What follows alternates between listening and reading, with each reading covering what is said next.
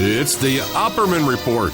Join digital forensic investigator and PI Ed Opperman for an in-depth discussion of conspiracy theories, strategy of New World Order resistance, high-profile court cases in the news, and interviews with expert guests and authors on these topics and more.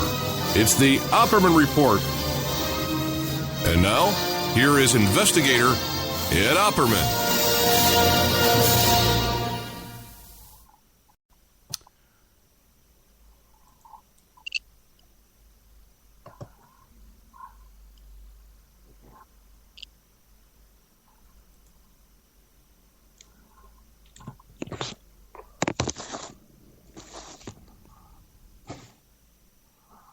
Okay, welcome to the Opperman Report. I'm your host, private investigator Ed Opperman. This show is brought to you by Audible.com. You go to audibletrial.com/Opperman Report. You go there, you sign up for free, you get yourself a free audiobook. By the way, I want to dedicate the show tonight to Amanda from Pacific West Bamboo. Amanda, everybody knows Amanda. She's been with us from the start. She's our first sponsor we've ever had, and we just love her with all our heart here. And she's having little medical problems. So I want to ask everybody to please keep her in your prayers and keep her in our prayers and stuff like that, because she really is a huge friend of this show and a real sweetheart in every possible way you could imagine. Tonight we are live on TalkStreamLive.com, PSN Radio. We are live on... Okay, good. Let's see. We're live on awakeradio.us, awakeradio.uk, Wolf Spirit Radio, Talk Superstation. We're live on Just Us Radio Network, Shizaz Radio, and 1800 Online. Then throughout the week, you can find us on... we're replayed tomorrow morning on Talk Superstation once again. Tomorrow night, we're on CBS Radio, Para X Radio tomorrow night, 7 p.m. Penny Entertainment on Sunday mornings, 10 a.m. on Blog Talk Radio. Firehorse Radio, Wednesday nights, Firehorse Radio. Late Night in the Midlands on Tuesday afternoons, 4 p.m. Okay, a good old shout out to Mike Vera over at Late Night in the Midlands. So thank you for having us on. We're on FPRN Radio every single day, 5 days a week, Monday to Friday around 10 a.m. Cave Radio Broadcasting also picked this up. I didn't realize that, but we've been on there for a few weeks. Okay, I didn't even know we were on there. Hey, Cave Radio, hello, how are you? We're on there twice a week. And, of course, High Point Radio in the New York, New Jersey, and Pennsylvania area, they also pick us up over there as well. Tonight we had a really big guest. I'm really excited about him. We have Toby Rogers. He wrote this book about the Ganja-Godfather, but he also wrote that book last year about the Ambushed, the secrets of the Bush family. So tonight we're going to be talking about the Ganja-Godfather, the untold stories of New York City's weed kingpin, and Ambushed, secrets of the Bush family, about 9/11, about how they stole the election, all that kind of great stuff. Toby Rogers is a big guest. I'm really excited to have him, so very, very happy to have you, Toby. Let's see. Coming up next week, what do we got? Coming up next week, we have the Marilyn Monroe show about the murder of Marilyn Monroe. Coming up after that, we have an Oklahoma City bombing show that we're going to be doing. Then we have a big show coming up after that with about Obama and his CIA roots. And also, till that same night, we have another guest who's coming on talking about how the CIA is training these Muslim extremists and giving them visas to come here into the United States. We have a show coming up with Noreen Ghosh. You might remember her from the Franklin cover-up story, all that kind of stuff, with her son Johnny Ghosh that was kidnapped and abducted and held in some kind of sexual slavery. We got another big West Memphis 3 show coming up. We have several, as a matter of fact, coming up to tie up some loose ends. We're going to have Sean Wheeler come back and talk to us about some of the expert witnesses in that case. We have one of the expert witnesses that testified in the case coming up. We have another judge who's coming up that was involved in that case. So we have a lot of West Memphis 3 stuff coming up. And if you go to the Opperman Report YouTube channel or the Spreaker channel, iHeartRadio, you can find the last show that I did. We did an impromptu show last Saturday night with William Ramsey about some brand new evidence that came out about the occult involvement and about how Damien Eccles is actually a member of the OTO, the Aleister Crowley group. So you can find all that on for free on Spreaker, on iHeartRadio, and the Opperman Report YouTube channel. Now, I just want to make another clarification about the members section. What's going on with the members section? We have a new section of the website that we just put up about a week ago, where you could sign up for a membership, and we're adding extra shows. These aren't the archives of the old shows. The old shows are still free. These are all brand new shows that we're doing. Okay, so we're going to have in there, already I did an interview with Dennis Hoff from the Bunny Ranch, and we talk about Scott Thorson, Liberace's boyfriend and Michael Jackson's boyfriend. He testified against Eddie Nash in the Wonderland murder trial. So we have Dennis Hoff already in the can. He's recorded. It's about to go up. We talk about his friendship with who's that guy, Andy Kaufman, and Bob Zamuda. We talk about Jack Gordon. We talk about, it's not your typical Dennis Hoff Bunny Ranch interview. Trust me on that. I talked to Dennis Hoff about a lot of stuff that only he and I would know about. We're doing a whole series of Ted Gunderson shows that are going to be in the archive section. We're doing a show that we have it all put together about why I quit Revolution Radio. And we're going to play the whole drunken meltdown where the owner got on the station, got all drunk and started cursing at people and stuff. We're going to play that, and then we're going to play my reaction to it because I haven't heard it yet. We got a show coming up with Heidi Fleiss. We're going to be interviewing Scott Thorson from prison. We have an interview coming up with Captain Crunch, the phone freak, John Draper. We're doing a show. I'm taping a show this weekend about Paul is dead, the Paul McCartney is dead theory with Claire Kewen. And also our interview last week with Arnie Lerma. We're playing the after show there that hasn't been heard on the air. We recorded it off the air. But tonight, let's get back to our guest tonight. We have with us tonight Toby Rogers. He's the author of Ganja-Godfather, The Untold Story of New York City's Weed Kingpin. And the other book he's written, which is an acclaimed book, is Ambushed, Secrets of the Bush Family. Both of those links are on the Opperman Report blog. You can go there and click on the links and purchase these books on Amazon. Toby, are you there? I'm here, Ed. Thanks for having me. Thank you, brother. Thank you for being so patient while I was getting all those freaking announcements at 8 minutes. Oh, my God. So, Toby, man, I'm really excited to have you. Tell us about yourself. Well, I started as a journalist in Texas in 1997 and have been kept at it professionally for the last almost 20 years now. I've written for the New York Times, New York Post, Village Voice, High Times, Clamor Magazine, and Trineday Press as well. Been a published author for about 15 years. I co-wrote a few books and have a new book out, The Ganja-Godfather. And also in 2004, I published a secret history of the Bush family called Ambushed, both on Trineday Press, which you can get at TrinedayPress.com. Hey, who was the editor of High Times when you were working for High Times? When I first got there, it was Paul D'Arienzo, who was subbing or filling in for Steve Hager. And then probably about 2-3 months later, Steve Hager came in. Okay, because I knew Ed Rosenthal. Oh, yeah. I never met Ed. I never met Ed. I've heard lots of stories about him, but I actually never have been introduced to him. I knew him when he was just a photographer back in '79, because I used to hang out with the Yippies in 9 Bleecker Street down in New York City over there.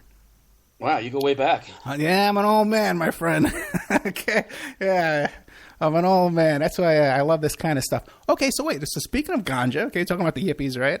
Okay, now you know where my credibility comes from in this topic. Okay, tell us about this guy, the Ganja-Godfather.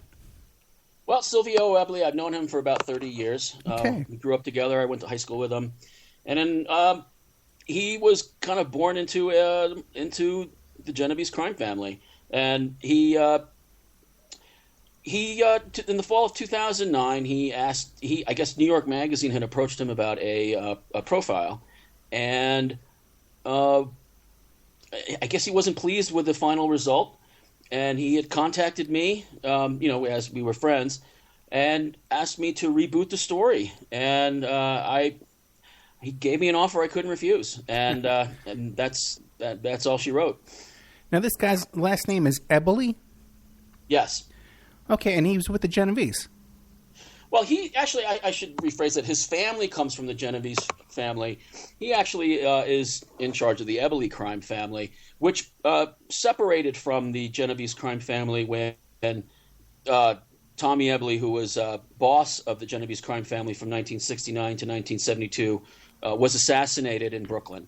And so they moved out of the Genovese orbit, set up their own, business, and as of 2013, Silvio Eboli, quote unquote, inherited the family business and is now the boss of the Eboli crime family. Right now, today. As we speak. The Ganja Godfather is no jailhouse memoir or some old dead man's tale. It's the mafia operating now, currently on the streets of New York. It's a very unique book in the true crime genre, because most books that are published are usually about the past. They're usually about people that are either in jail or dead, and this is really the first of its type. I was given unprecedented access to the mafia, and really was exposed to the entire criminal invisible landscape in New York. Okay, very interesting. Okay, because I've never heard this name, and I'm from New York, and I know these Genovese guys as well. You know, I some of these names, I know these big names. You know, coming from New York. I didn't either. There's a reason why. Uncle Sam is not really fond of the Eboli crime family for one reason. None of them really been caught, and there's no propaganda lesson in their story. Patsy Eboli was never caught, never. And the FBI and the feds knew he was in the mafia, and he got away with it. He ended up escaping to Sicily, but he was never arrested, never picked up, never charged with one single crime in his entire life. Very interesting. Very interesting. Now, you said you met this guy because you went to high school with him. Yes. What high school? Well, it was in Westchester County in Scarsdale. Okay. And we were in different grades, but we lived close to each other. I actually worked at the fish store that his family owned in the 80s in the summers. And so that's actually how I met Silvio, was in the summer of 84 at the fish store. And he had just moved there to Scarsdale because Silvio, it took 7 years for, I guess, the Patsy Eboli estate, who is Silvio's grandfather. When he disappeared in 1976, the assumption was that he was killed too, just like Tommy Eboli, his brother, was. But because there was no body, it took 7 years for the state to issue a death warrant or death certificate, and then all the money and stocks and everything were liquidated. And then they moved to Scarsdale. They had a fish store, and that's where I met them. And we've been pretty close friends ever since. And it was just kind of an interesting situation that popped in 2009, where our professional lives overlapped. Right. It seems to me that like when Giuliani came into New York and he became the mayor of New York, everyone was talking about how he was cracking down on organized crime. It didn't seem like he was cracking down on every family, and it seems like the Genovese kind of skated right through that. Right. Well, I think you might be referring to when he was district attorney in the 80s. There's this mythology that Giuliani broke up the five families, right? And he did do a lot of damage. There's been a lot of theories about who got busted through Giuliani and who didn't, and a lot of people theorize that the ones that didn't get busted were really on Giuliani's team. Right. I don't have any definitive answer to that, but I will say this, that Silvio Eboli, the crime family, what you're as mayor of New York, yeah, Rudy Giuliani in 1994, they really stomped down street dealing. So you probably remember walking through Washington Square Park. I remember when I was a kid, I used to go there when I was 11 years old, and there'd be 10 people offering me anything I wanted, But when Rudy Giuliani became mayor, he cracked down on that, and what really emerged out of that was the home delivery business. Right. And Silvio was right there from the beginning. He was already kind of in the marijuana business, if you will, in New York prior to Giuliani. He started out at the bottom, as a mule, and he would fly to Jamaica, and they would strap, a few pounds to his legs, and then he would come back to JFK with them, and he would receive a certain cash, stipend for each trip. And then as Giuliani moved in and the street dealing moved out, the home delivery business took over, and Silvio was right there when it started, and he biked around the city just like all the other messengers do, and people call in, they make an order, they send a bike messenger over to the apartment. He have a whole bunch of what they call the customers call them boxes. The business people behind the scenes call them tickets as a code, and they choose different strains of what they want. They usually would go for $50 a box, be a few grams in there. After 9/11, all the distribution systems of bulk bud in New York got fractured during 9/11, and that's when Silvio came in and slowly took over the downtown market. And since 9/11, Silvio has slowly encroached his way. He's moved into the Upper West Side, and he has a pretty large business going on on the streets of New York. But this is something that he's been doing for over 25 years, and it's something that just people kind of look at as easy money. It's not. It's very hard work. There's a lot of detail that goes into it, especially if you don't want to get caught. And he's very good at what he does. I guess it's an inherited talent. Yeah, it is a unique talent. I got to admit that. Well, what I was getting at, though, with Giuliani, it's just when he came in, he shut down a lot of strip clubs in New York City. And it seems like the ones that he left alone were the ones connected to Genovese. Just in my, I guess, offhand knowledge. Not that I would ever attend a strip club myself, but this is just the kind of thing that I would hear as I was passing by the library on my way to to study. You know what I'm saying? But that's just the kind of stuff that I heard back in those days. But who really knows? Now, how old is Silvio? I believe he's 43, 44, something like that. Okay, so he's a young guy. Okay, I'm 52. And how old are you? I'm 45. Okay, no, young guy too. Okay. All right, now, he's saying he was getting his pot from Jamaica most of the time?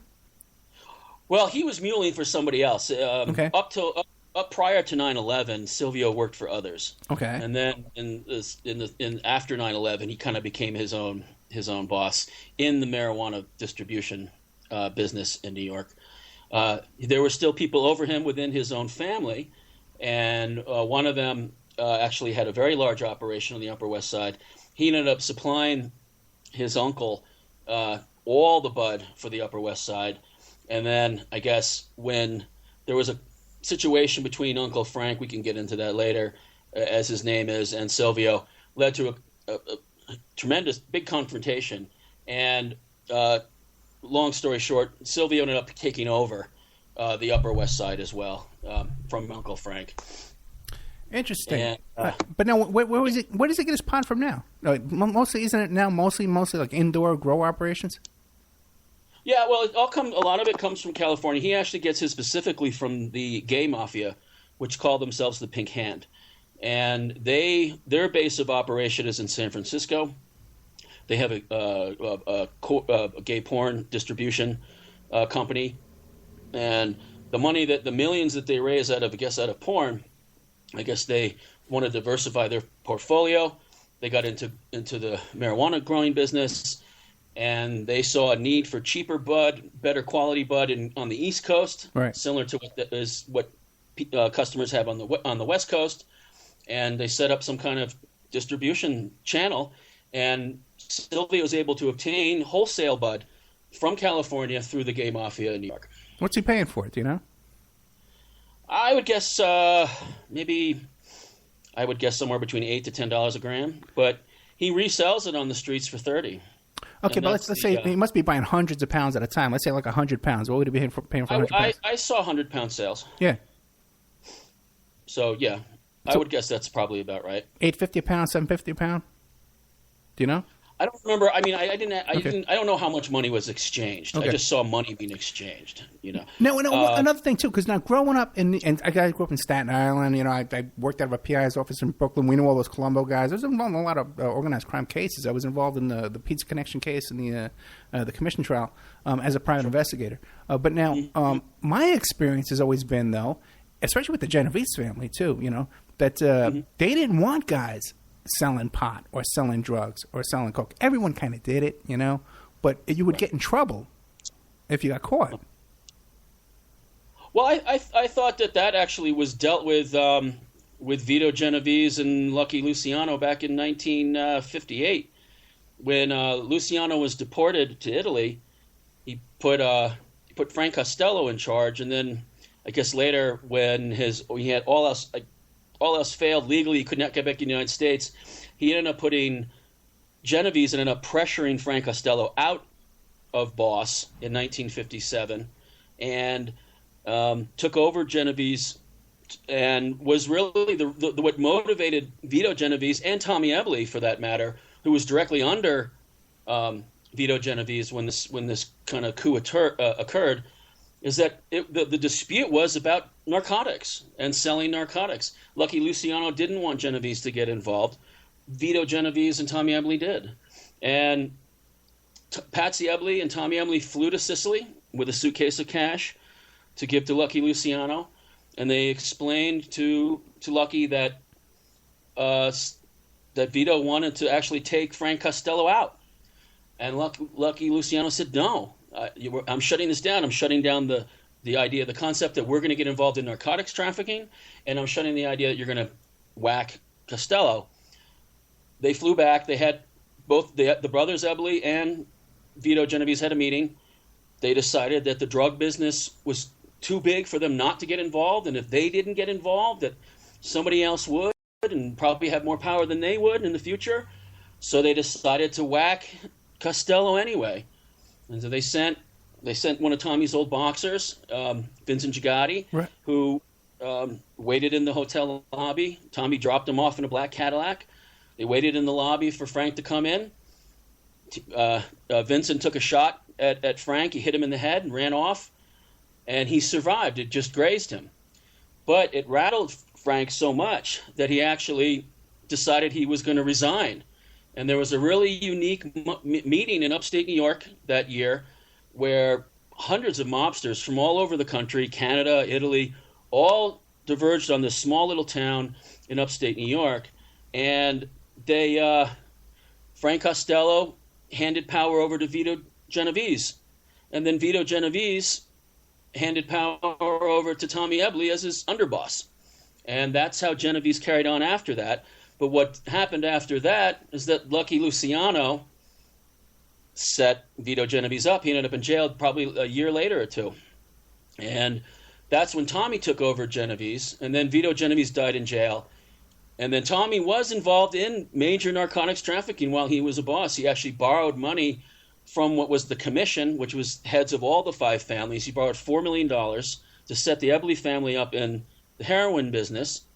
And they got busted really quick, and the Eboli family believes that the commission set them up.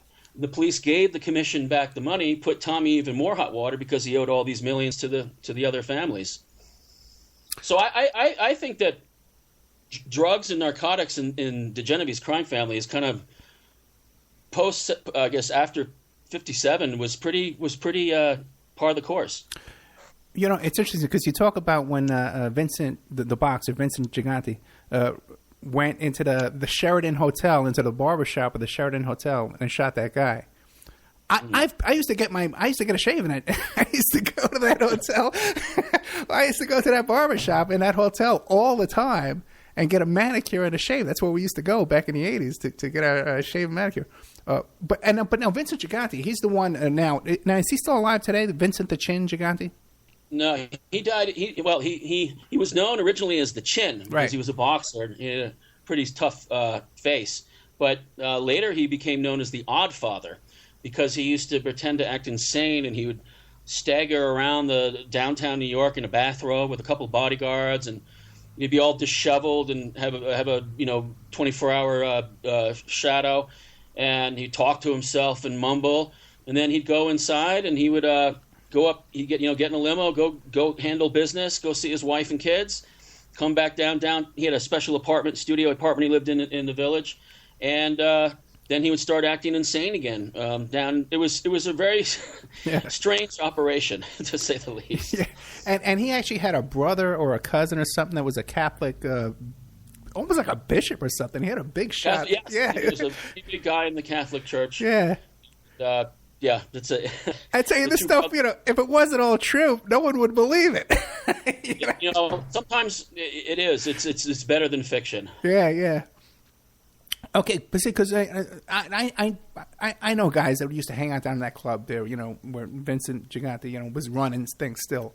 And I got to tell you, man, this was back in the 80s and 90s, and those guys were not allowed to sell any kind of pot or anything like that whatsoever, or any kind of drugs. They would, the guys who hung out there would get in trouble. I know for a fact they would. As a matter of fact, right. I used to hear these guys, too, say that they would hope that their own uncles and their own fathers, this is guys at my age at the time, 29, 30 years old back in the 80s and the 90s, would hope that their own uncles and their own fathers would either get killed or get thrown in prison so that they could go out on the street and sell drugs. Right. Yeah. Well, maybe the Oddfather banned it. Yeah. But the Eboli crime family really separated for them once Tommy was whacked by the Oddfather. So whatever the Ebolis were doing post Tommy Eboli's death was really on their own. Yeah. And they moved into they had a piece of Fulton Fish Market, so they opened up cash-only fish stores in Westchester, and they got into the bagel business in Florida. But they really kind of laid low from Genovese. Patsy Eboli was worried that he too was going to get killed by Vincent, and I think everybody was. Everybody who ever met him or had any kind of brush was worried at one point or another. Patsy did actually. There was a hit out on Patsy Eboli by Vincent, so he disappeared in 1976, and the police, nobody could figure out what happened. The assumption was, as Tommy Eboli was murdered in public, square right there on the streets for everyone to see, that maybe they decided to bury Patsy somewhere, and they found his car at JFK, and I think the theory was that was designed just to muddy the waters. But what actually happened is Patsy Eboli drove himself to JFK. He parked in long-term parking. He put the keys in the glove compartment, pulled out of the trunk brand new luggage with brand new clothes, and walked into JFK and bought a one-way ticket to Lagos, Nigeria. Really?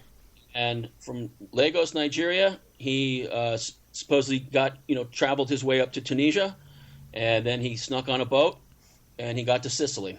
And if he was alive today, and probably not, he would be 91 years old. But he is the only mobster, really, that got away with everything. And he's a really unique figure for that reason. And it's really the primary reason why he's not as famous as some of the other ones who got caught and were stupid and did crazy things, Yeah, I got you. Yeah, because everyone wants to talk about them because it helps the government, in their line that hey, we're cracking down on organized crime. It's like the comic book code of post-World War II America. No villain can get away with anything in the comics, and it's kind of the same thing with journalism and true crime, the true crime genre. So now Silvio Eboli, right now, he's not getting into any trouble by doing this book about bragging about his activities? Because that's frowned upon, too, from the old days, from what I knew. Well, yeah. Well, he, like I said, he took over in 2013. So he's on the throne. He makes all the decisions for the Eboli family.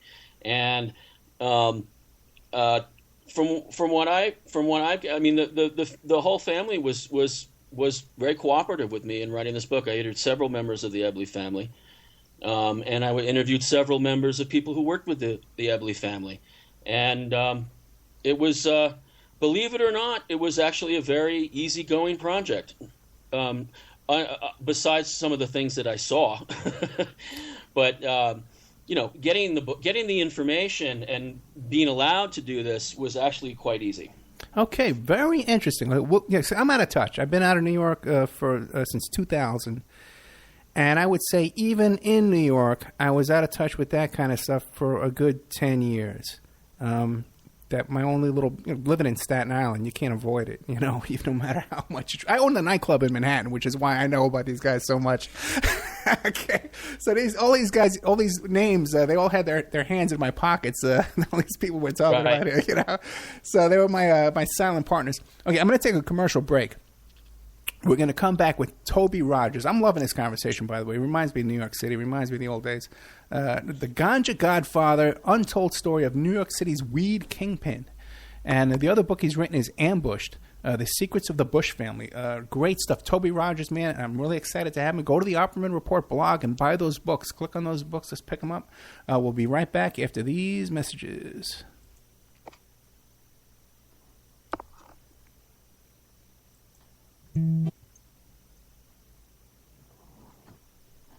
And now a word from our sponsors. We are listener-sponsored, and we appreciate your donations. If you like the show, please visit OppermanReport.com and click on the donate button, or you can donate directly through PayPal at OppermanReport@gmail.com. We have Mike Ray of InfinityHomeplans.com. He's the host of Parlay over at CJ Mars Radio, Thursday evenings, 8 p.m. Eastern Standard Time.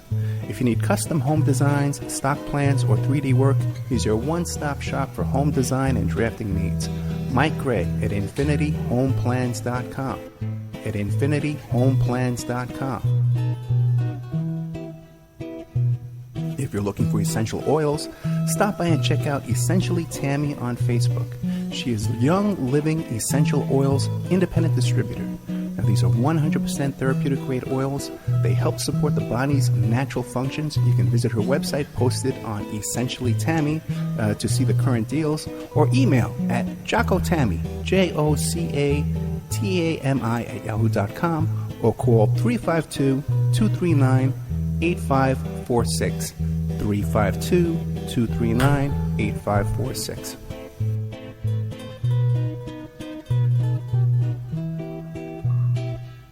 Hey, if you need a private investigator, go to my website, emailrevealer.com. We offer asset searches, locates, skip tracing, adoption investigations, online infidelity investigations. We can recover deleted text messages from a cell phone or trace an email to online dating websites to catch people cheating. That's emailrevealer.com, or you can call 800-572-9762. 800-572-9762 for emailrevealer.com, my PI website. Pacific West Bamboo. It's your premier source for construction and craft-grade bamboo poles. They're announcing their latest project with EcoHead Event Sanitation, making bamboo composting bathrooms and porta-potties. Their first display will be at the Lucidity Festival in Santa Ynez, California, April 11th to the 13th. Come by and say hi and see what you can build with bamboo. Contact them for any kind of event planning, display building. If you need construction grade or craft grade bamboo products, call Amanda at 503-839-8126, 503-839-8126, or visit PacificWestBamboo.com, their brand new website. We're also sponsored by the New World Mexican Women. This is a rural Mexican craft women's cooperative. They are traditional makers of fine handcrafted, authentic jewelry. They use beautiful stone mosaics and Pacific blue Abilene inlay. They have a wonderful book of love letters written to their men in the United States, begging them to return to their families in Mexico. But they've written a new book, and it's it's about a young girl that falls in love with a rodeo bull rider and runs off with him without telling her family. It's a beautiful love story called Azuquena Part 1, Azuquena to the Rodeo. You can find their books and jewelry by clicking on their banner ad at OppermanReport.com or by Googling New World Mexican Women.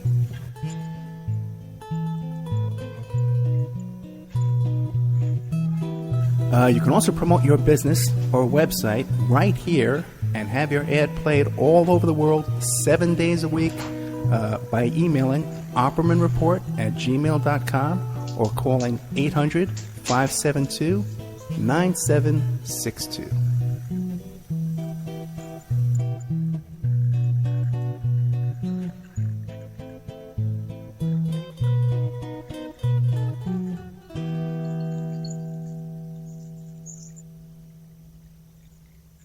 Okay, welcome back to the Opperman Report. I am your host, Private Investigator Ed Opperman. Show's brought to you by Audible.com. Go to audibletrial.com/Opperman Report. Get yourself a free audio book. But we're here tonight with Toby Rogers, the author of Ganja-Godfather, Untold Story of New York City's Weed Kiingpiin, which is a Silvio... what's that last name? Silvio Eboli. Yeah, Eboli. And the other book he wrote is that we know about is Ambushed Secrets of the Bush Family. So now we were talking about how you got to hang out with these guys, right? And that is a fun lifestyle, to hang out in New York City with a bunch of really high-ranking wise guys. Why don't you tell us about that? Well, I'm sure people could get very entranced by it. Under normal circumstances. I tried to separate myself as a journalist from the excitement that was swirling all around me, but sometimes you get caught up in it. You know, it is like you said, it is an incredible lifestyle.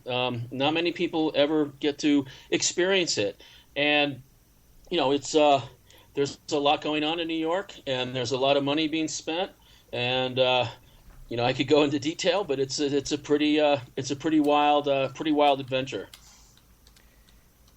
Yeah, it's not just the money. It's knowing where to go. It's knowing where the hot spots are. It's knowing the owners of the hot spots. You know, you walk into a nice restaurant, you get the best table. You know, it's a lifestyle, man. It really is. You know, as long as you're on the right side of it, because once these guys get their hands in your pockets, it's the other way around. You know? Yeah, it can be a real double-edged sword. It sure can. And how about that? Did you ever have any kind of were you ever worried? It says, "Uh-oh, you know, it's a bad night. Get out of here." I think every night I was with them, I was worried. Really? I thought I was going to be killed. I thought that maybe they would change their mind. You know, Silvio would change his mind, and I would be, I'd wind up in a ditch somewhere. And and my girlfriend at the time, I told her probably at least 5 or 6 times. I think I told her, "This is it. We're going. This is. You probably won't be able to talk to me." You know, sometimes we went to Poughkeepsie on a strange run early in the morning. And that was pretty out of sync with what we were normally doing. And I thought they were driving me to my death. But yeah, my girlfriend said, "You know, you're the only one seems paranoid here. He seems pretty calm and collected." And the reality was, that was right. He was fine with me hanging around. I was the one who was paranoid. And the reason why I went up to Poughkeepsie actually was to meet one of the big distributors upstate, to hook him up into the with the pink hand. And of course, that particular individual wasn't thrilled that there was a reporter on the scene there, and that meeting broke up pretty quick. So it wasn't universal, but within the family, I had total cooperation, which was great. And yeah, I got to see a piece of New York that I probably would have never seen, and most people will never see. You know. But wait, now you're trying to tell me that when you and Silvio he'd go to do his negotiations or whatever, he had to do a deal with this guy, and he'd say, "Oh, and here's Toby. He's a reporter writing a book about all this." No, what happened? Well, yeah. He brought me. Yeah. What happened was, well, this particular meeting, we went up to Poughkeepsie in a black Mercedes with 2 Albanian guys who were, I guess, his muscle, and I thought I guess I'd wait in the car, and they were going to go in with him, but he actually had them wait in the car, and I went in with him. So, but the funny thing is that I guess this guy's name, he went as Fat Johnny. Fat Johnny was tipped off that I was a journalist, oh, really? And he confronted Silvio in the bar right off the bat, and he was gone within probably about a minute. So that particular meeting didn't go too well with a journalist there. But a lot of the meetings, most of the times I dealt with Silvio in watching business transactions really had to do more with customers and his celebrity clients. But also, I guess I saw family business meetings where things were transacted. But like I said, I knew them from the fish store, so it was kind of they were familiar with me before, not just didn't know me just as my capacity as a journalist as well. And also, too, wouldn't you say that, like, the perception most people have of what a drug deal looks like when they watch it on TV, of, you know, bodyguards standing there holding guns, everybody snarling at each other, looking for a fight. It's really not like that. It's pretty just casual business, right? It is. It's you wouldn't even suspect it, and sometimes it does happen right in the open public. Now, so give us an idea. What was an average day? Silvio would come pick you up in his car. Well, give me an idea. What happened? Normally, I'd meet him either at Astor Place or Grand Central, and he actually had a pretty routine day. Usually would roll into New York around 12 o'clock. Well, actually, no. He'd come in earlier. He has a music studio, so he'd come in and he would record. We'd walk, he'd buy some Nat Shermans at Grand Central. Wait, hold on. He would record like a singer? He would sing? Well, he had a recording studio, and he had musicians would rent it out, or he'd play. He plays instruments. So, he would go down. We'd walk down St. Mark Street. He'd send me out for bacon, egg, and cheese around the corner at the Mexican joint, where and then he would at 2 o'clock normally we'd go to Velseca, which is a Ukrainian diner, on the Lower East Side. And usually we go for burgers or pierogies. And then 3 o'clock rolls around, his phone rings off the hook. He might have 10 messages waiting for him after just talking to one client for about a minute or two.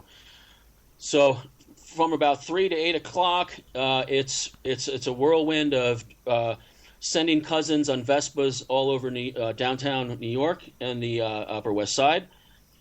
Silvio himself only handles the elite client list, I guess the stars, the either the ultra rich or the celebrities.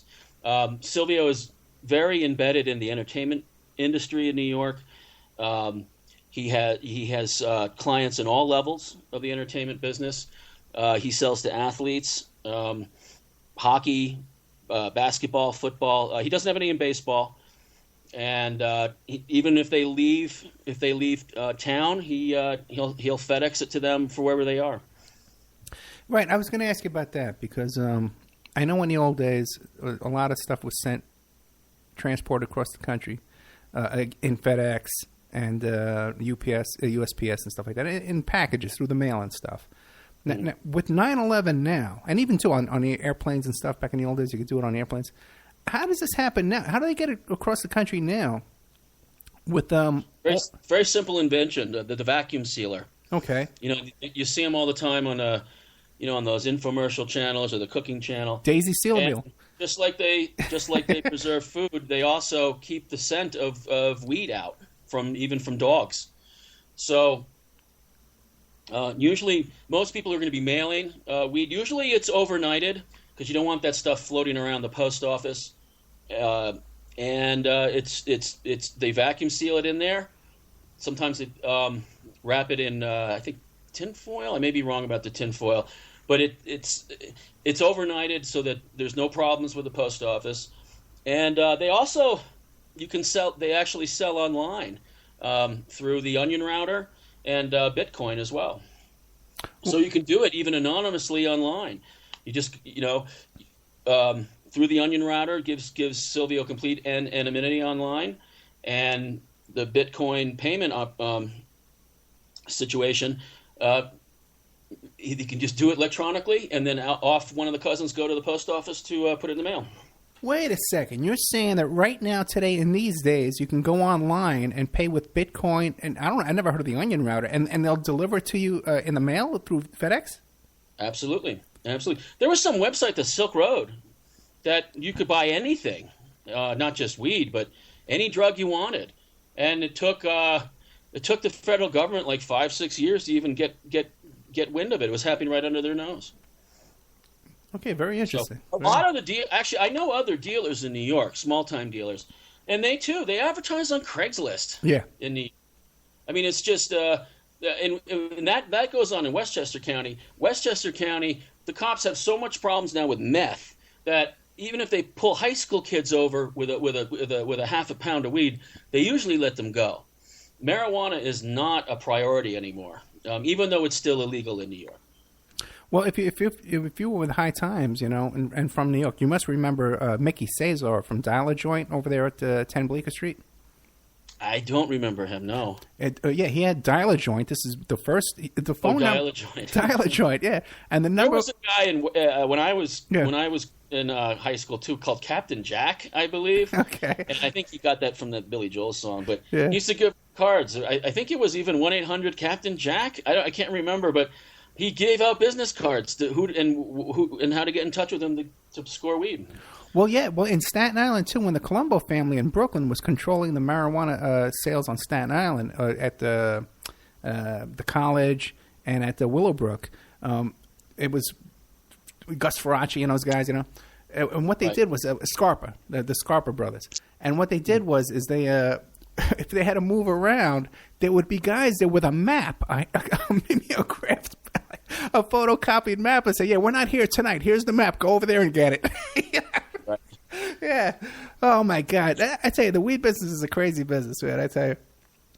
But now you're saying, go ahead. It's now the biggest economy in the United States. It's even surpassed cell phone sales. Oh, really? And it's all legal.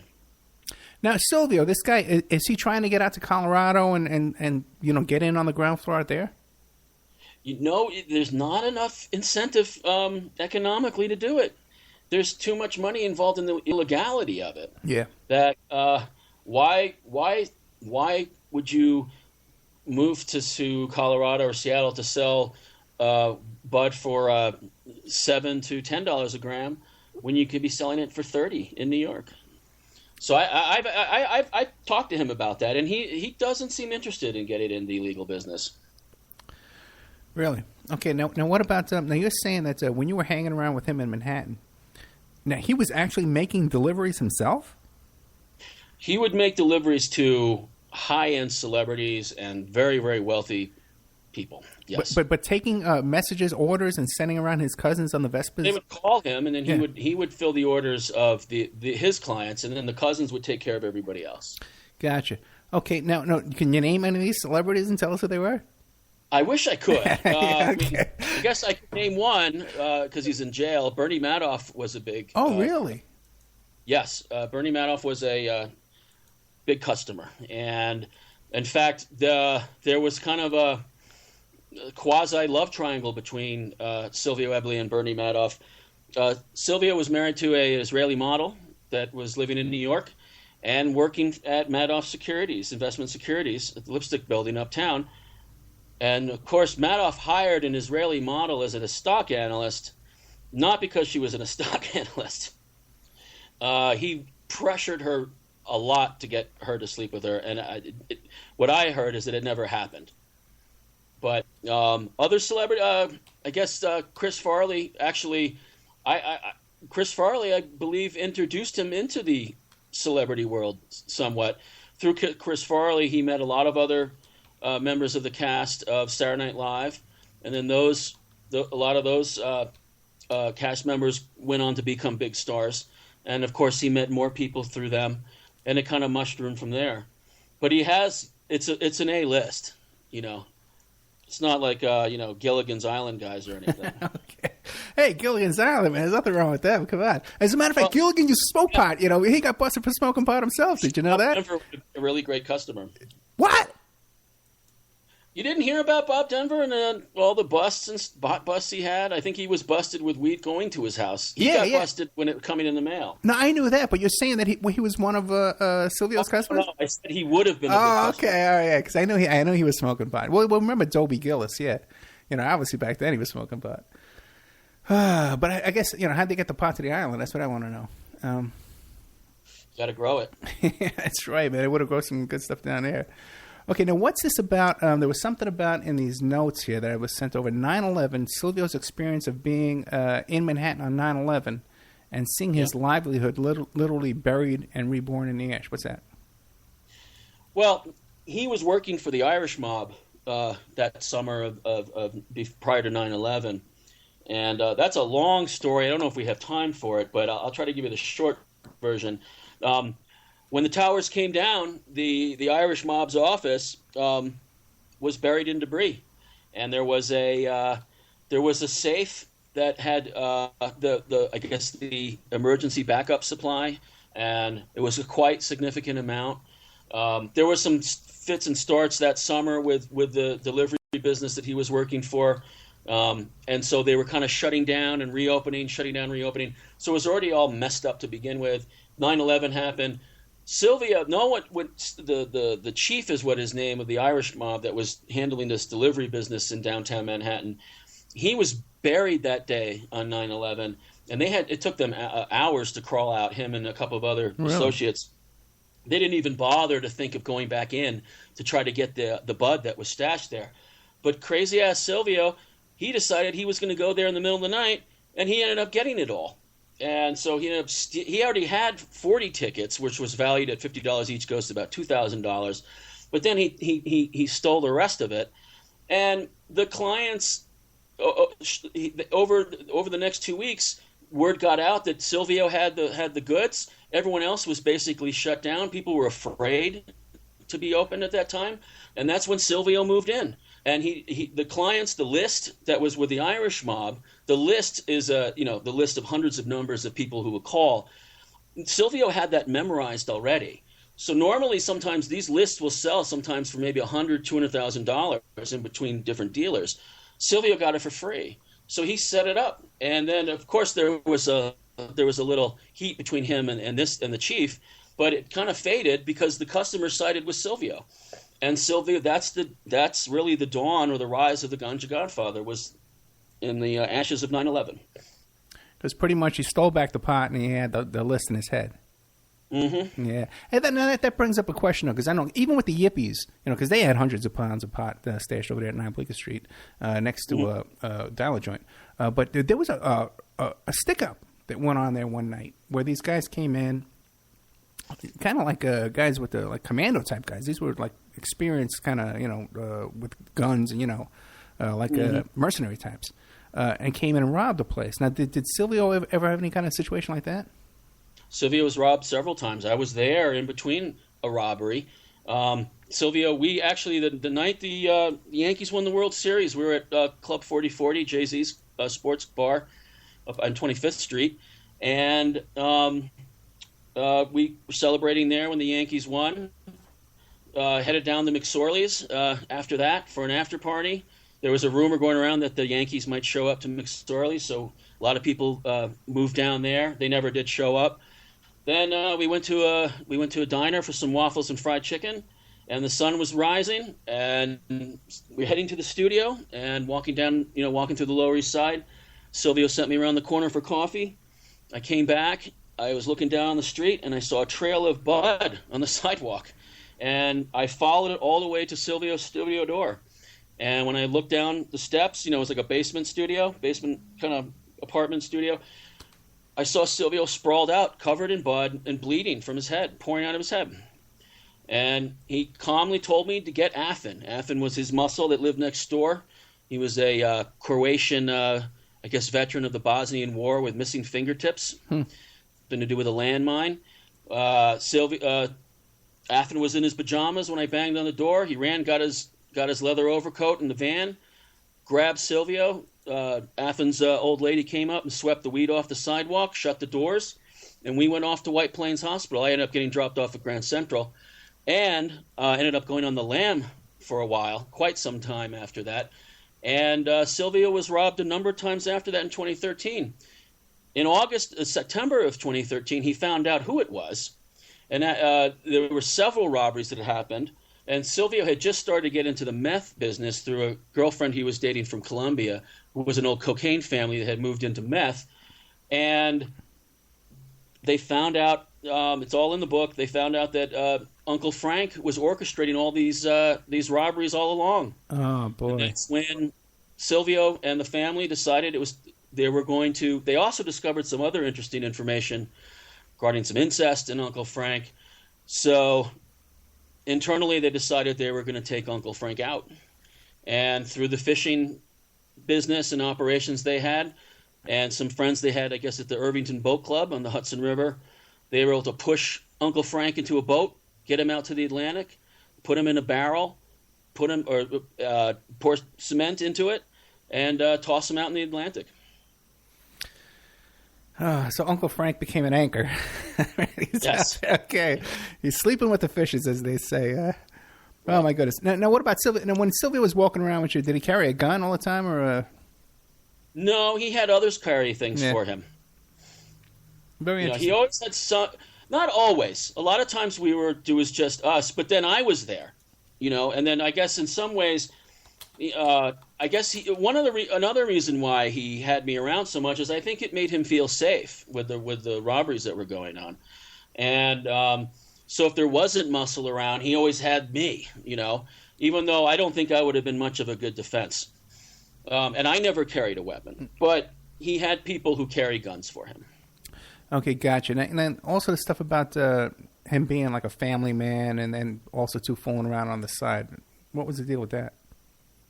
I mean, like any, I guess, powerful person who's got a lot of money and power, he has a wife and kids at home, and he's got a pretty active social life outside of his own immediate family. But he's I guess it's a little sociopathic in that regard.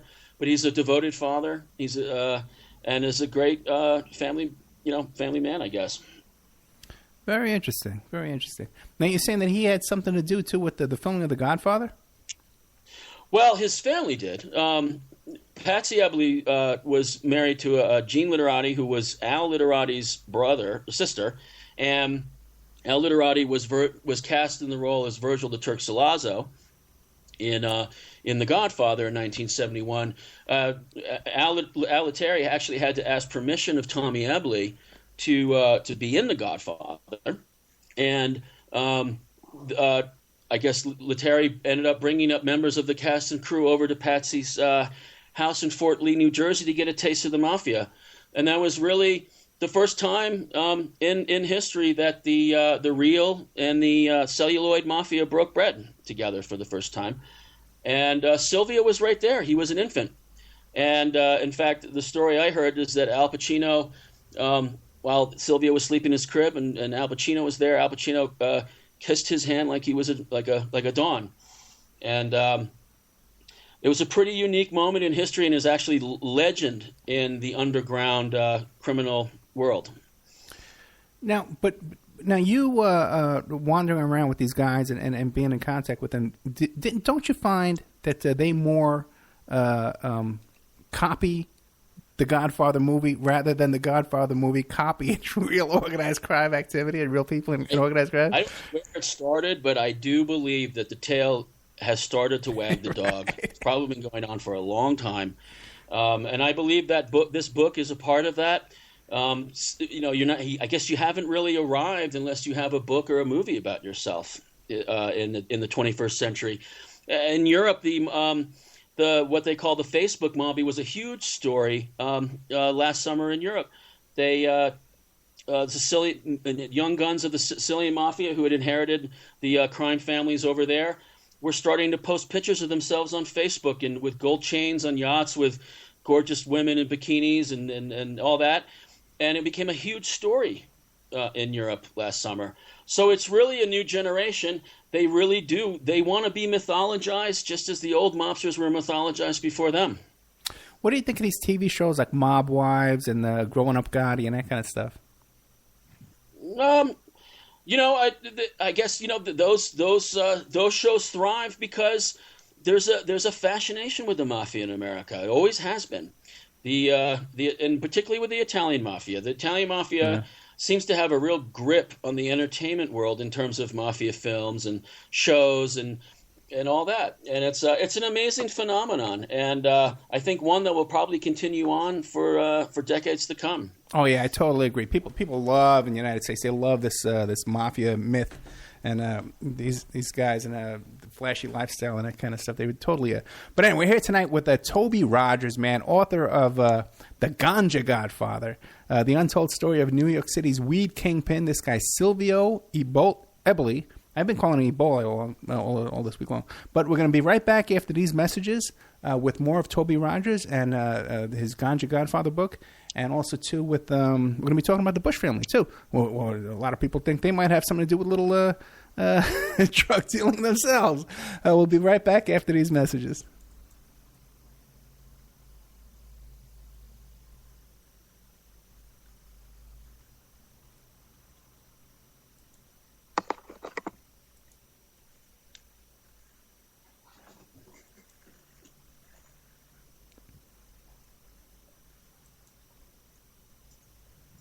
And now a word from our sponsors.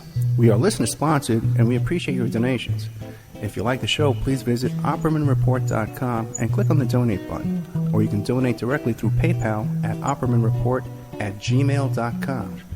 We have Mike Ray of infinityhomeplans.com. He's the host of Parlay over at CJ Mars Radio, Thursday evenings, 8 p.m. Eastern Standard Time. If you need custom home designs, stock plans, or 3D work, he's your one-stop shop for home design and drafting needs. Mike Gray at infinityhomeplans.com. At infinityhomeplans.com. If you're looking for essential oils, stop by and check out Essentially Tammy on Facebook. She is Young Living Essential Oils Independent Distributor. Now, these are 100% therapeutic grade oils. They help support the body's natural functions. You can visit her website posted on Essentially Tammy to see the current deals, or email at Jocotammy, JOCATAMI @yahoo.com, or call 352-239-8546. 352-239-8546.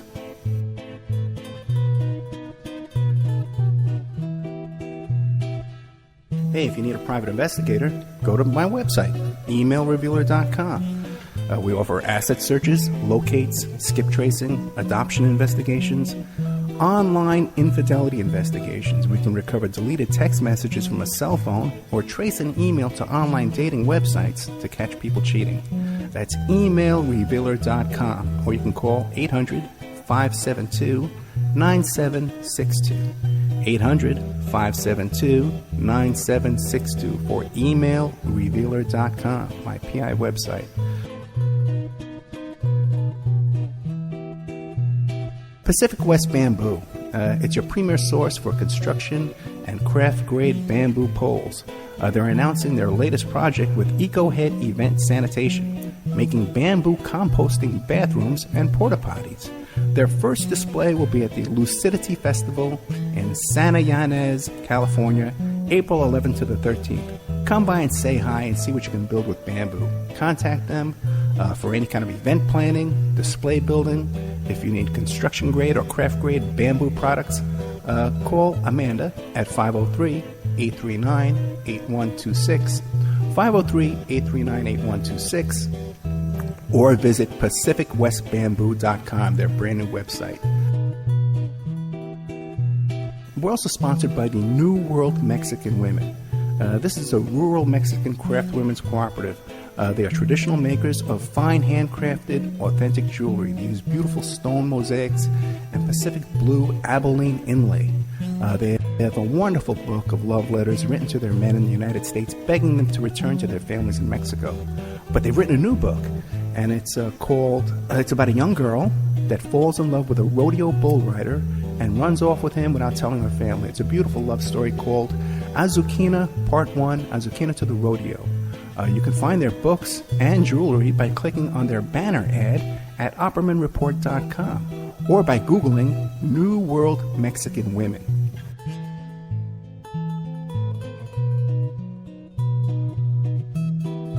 You can also promote your business or website right here and have your ad played all over the world 7 days a week by emailing oppermanreport@gmail.com or calling 800-572-9762.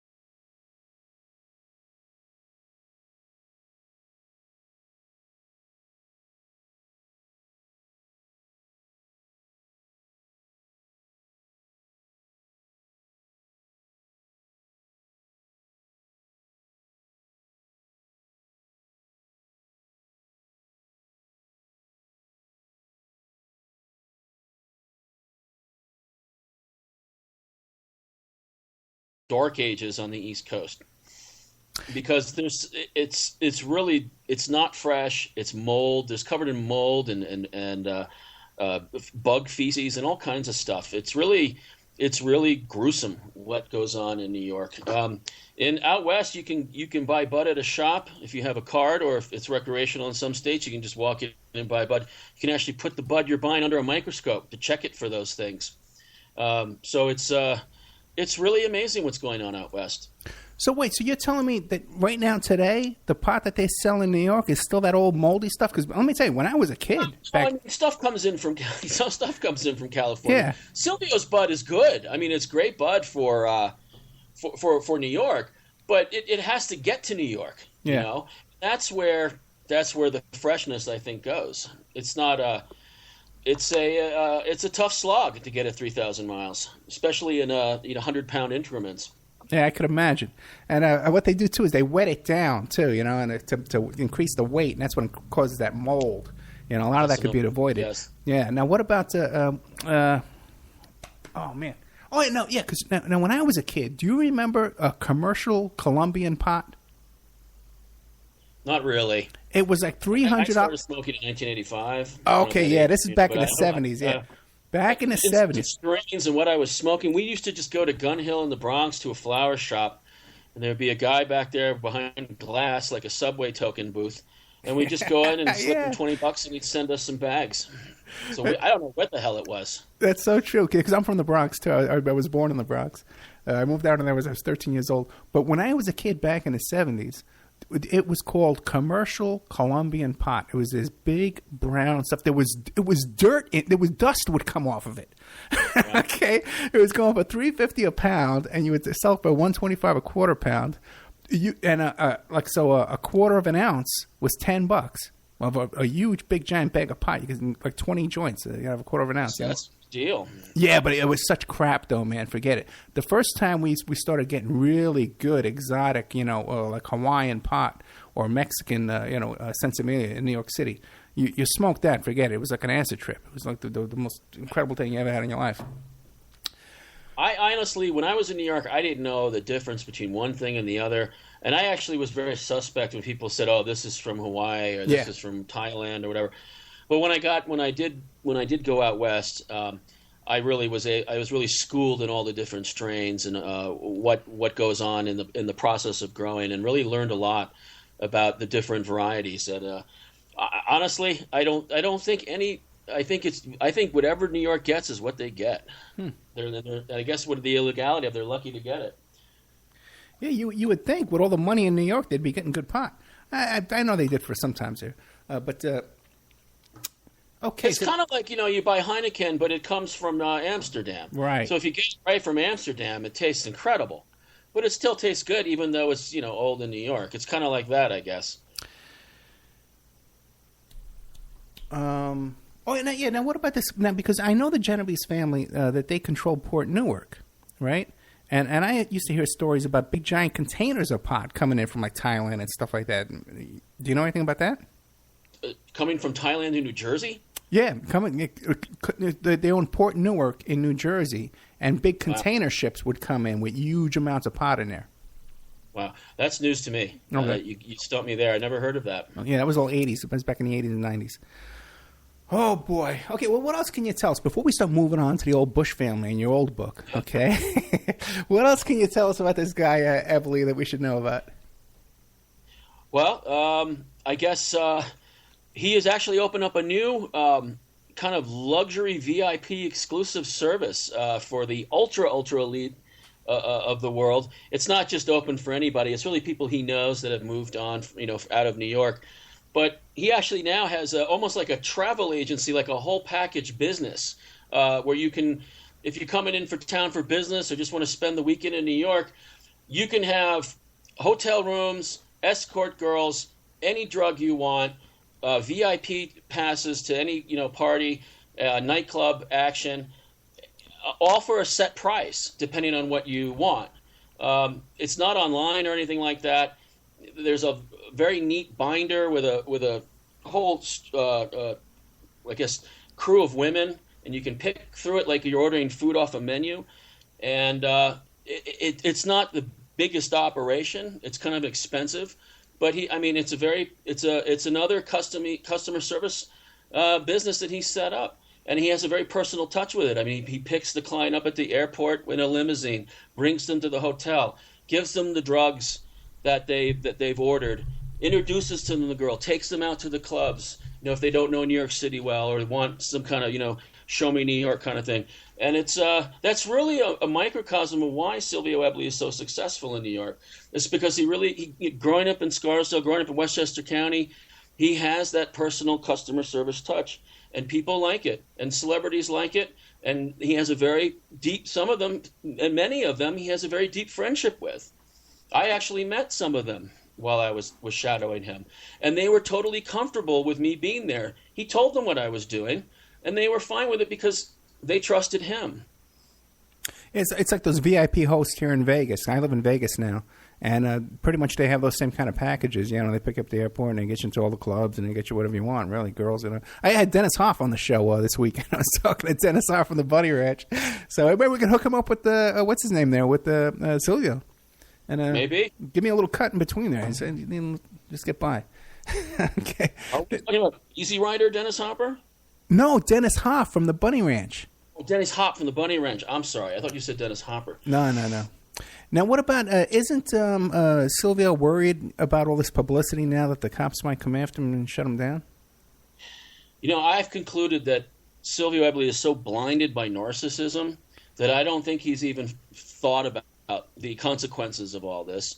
He got me involved in it, and I followed through, and we got this book published.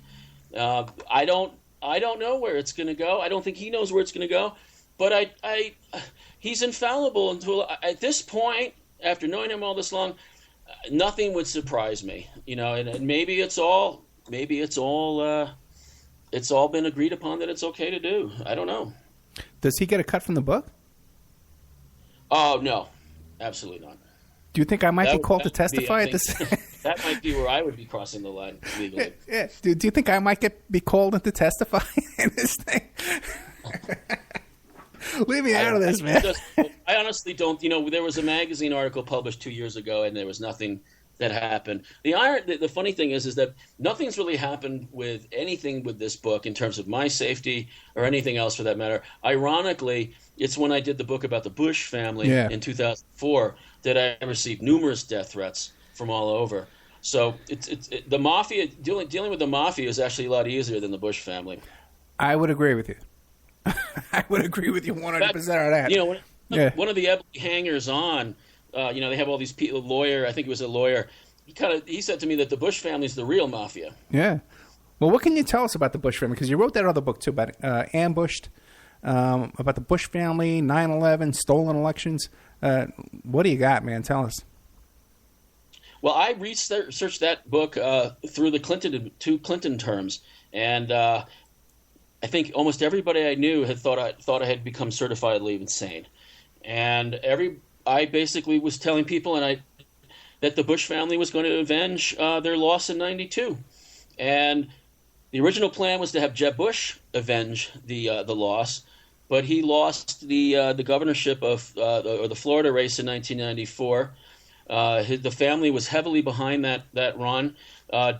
George W. Bush decided, maybe out of jealousy of Jeb, to run for governor as well. And actually, George H.W. Bush and Barbara Bush tried to persuade him not to run, that this was really Jeb's time to run. And how can the family go back and forth? Are they going to fly back and campaign with Jeb and George? And so but he decided he was going to do it. And he did it. And at the end of when the dust settled on Election Day 1994, Jeb Bush had lost and George Bush has won. And this is actually there's an interesting story with Jeb Bush that wasn't ambushed, by the way, and is actually just right there out in the open, and nobody in the media has ever touched it. In 1994, when Jeb Bush lost that Florida race, his handlers came up to him later. They were looking at all the numbers and statistics of the election, and they said, it's too bad you weren't Catholic, because if you were, you might have just gotten a little bit more percentage of the Catholic vote, and that would have put enough that would have been giving you enough votes to put you over the top. So what did Jeb Bush do in 1995? He converted to Catholicism. Really? Yes. And 1998, he won that election. And if you look at the statistics, it was that same Catholic bloc that his handlers were talking about, and he won them. And you know, I worked at a bagel store in New York growing up, and there was a Greek guy ran it. And sometimes when we were struggling there at the store, I tell him, you know, if you just converted to Judaism, you'd have a lot more customers. And he said, you know, I wouldn't change my religion for $1 million. And it's, you know, I think for a lot of people, their faith is probably the most important thing they have. But for politicians like Jeb Bush, it's just a means to an end to get elected. The true religion of the Bush family. Yeah, what did you come up with about the Bushes being involved in drug smuggling and drug dealing? Well, one thing I covered in Ambushed is the fact that in 1981, when Reagan and Bush took over the White House, the streets of America were flooded with heroin and cocaine, and crack also came in under the Reagan administration. And interestingly enough, as soon as George H.W. Bush left the White House, the heroin market dried up in America. And what was left on the streets of the United States was this synthetic stuff that wasn't really that good. And, you know, I guess another aspect of drugs and the Bush family is that Jeb Bush was profiting off real estate deals. He was in the real estate business, and he was selling and renting apartments to big coke dealers. Is the story? It was actually an old article in Spin magazine from 1994. Really, I never heard that one. Jeb Bush was renting apartments to drug dealers? Well, I should say selling. I think the business, the company he was working for had something to do with that. And I think if you Google Spin magazine, Jeb Bush and cocaine, I hope you can find it online. I actually haven't researched. I remember buying it on the stand when it first came out, before the internet. But it's that story, I think, is another story that could really come back to life for 2016 if Jeb Bush gets the nomination. Or, as my theory is that he's probably going to end up being tacked on as the vice president, because it doesn't seem like he has the skills right now to really grab the nomination. Yeah, it doesn't seem too aggressive about it either, unless it's in the bag, you know?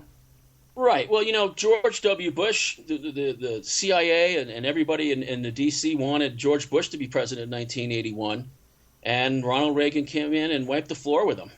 Yeah. And I think something like that might just happen with Scott Walker, or maybe even Ted Cruz. And Jeb Bush, to me, seems pretty soft as a politician. Yeah. So what they'll end up doing is doing what happened with Ronald Reagan. They'll just force him into the vice presidency. And then, of course, you remember what happened to Ronald Reagan a few weeks after he was inaugurated. Yeah, I think someone shot at him, right? Exactly. Yeah. What is anyway, you're going to have Jeb Bush as president. Yeah, right. Oh, you know, it's funny too. You're talking about Bush and drug dealing and stuff like that. You know, this show is carried on Wednesday nights. Gene Chip Tatum. You familiar with him? I'm not. CIA agent who was involved in Iran-Contra. He talks about how he delivered a bag of coke to Clinton, and he was arrested for this, and Bush pardoned him. And he owns a radio station now, and he carries our show. Did he come with the pardon? Did he have the pardon with him? What do you mean? Well, I mean, I'd love to see the pardon. Oh, no, I think he has the pardon, yeah. Everyone knows about that. I don't think he's making it up, yeah. That's an amazing story. I know, yeah. I had one story in Ambush that didn't get any attention. Okay.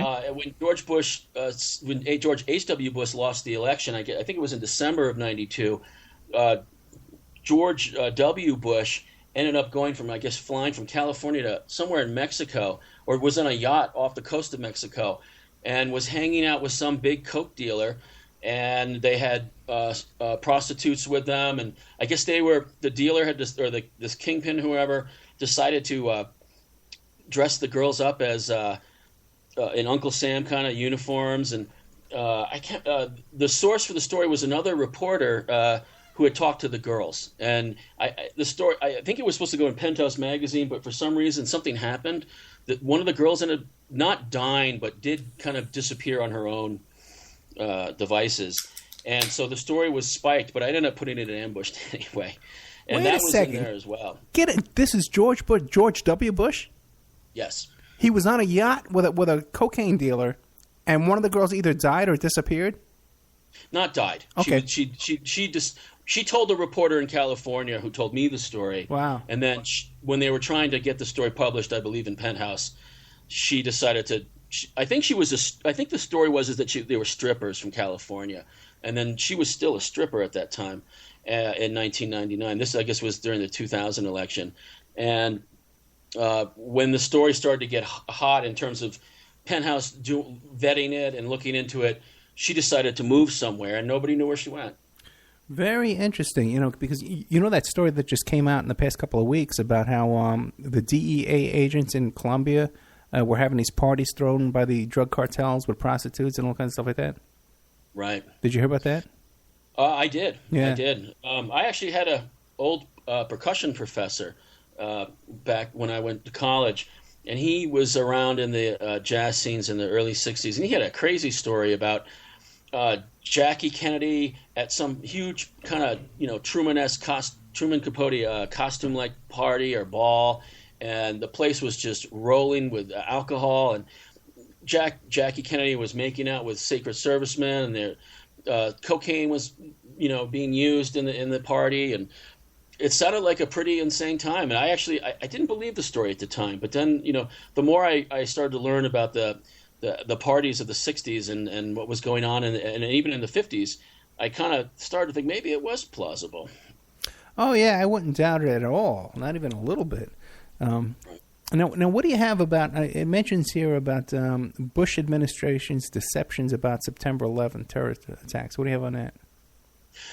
That actually, to me, there's one of the most important stories in Ambushed. Yeah. Is that, and this has been virtually ignored not only by the 9/11 report that the government issued, but also all the 9/11 truthers out there, as they dub themselves. There is one part of history that is very factual and has never been really reported other than outside of Ambushed. And that is the fact that the White House sent members of the advance staff to Ground Zero the morning of 9/11. Oh, really? Yes, and I don't know. Maybe your listeners don't know exactly what the White House advance staff is, but White House advance is a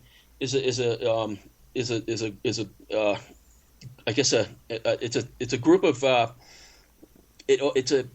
don't even know how to describe it. They run the staging of the White House. Right. So anything that the First Lady's doing and the President is doing, they're the ones who orchestrate it all. Their agency overlaps with the military, the Secret Service, and the administration itself. They have no satellite offices anywhere in the country. If you remember back in the spring of 2003, the whole mission accomplished, with the different colored T-shirts that were worn behind the president, and where the media were placed, and the sunset behind it. All that was staged by White House Advance. And the fact is that there were members of White House Advance at Ground Zero that morning, and it's not just something that not an assertion of mine, but it's also an assertion of John Slattery, who is a CBS 2 News reporter in New York. I don't know if you remember him or not. I do. But he just recently passed away. I'm not saying there's anything necessarily ominous about that, but what I find striking, and also I investigated this with the Sunday Times London, Sarah Baxter. We tried to get answers from the White House about this, and they were more than not helpful. It was I don't think any journalist has ever experienced that kind of pushback from the White House. is what I was told. AP was looking into it as well, but they too backed off from the White House's reaction to it. And so it's kind of an interesting story, interesting sub-story to the history of 9/11 that really has never been discussed in any serious way. And I put it in the book. It got ignored. The rest of the book got a lot of attention. A lot of the cocaine stories about George Bush did.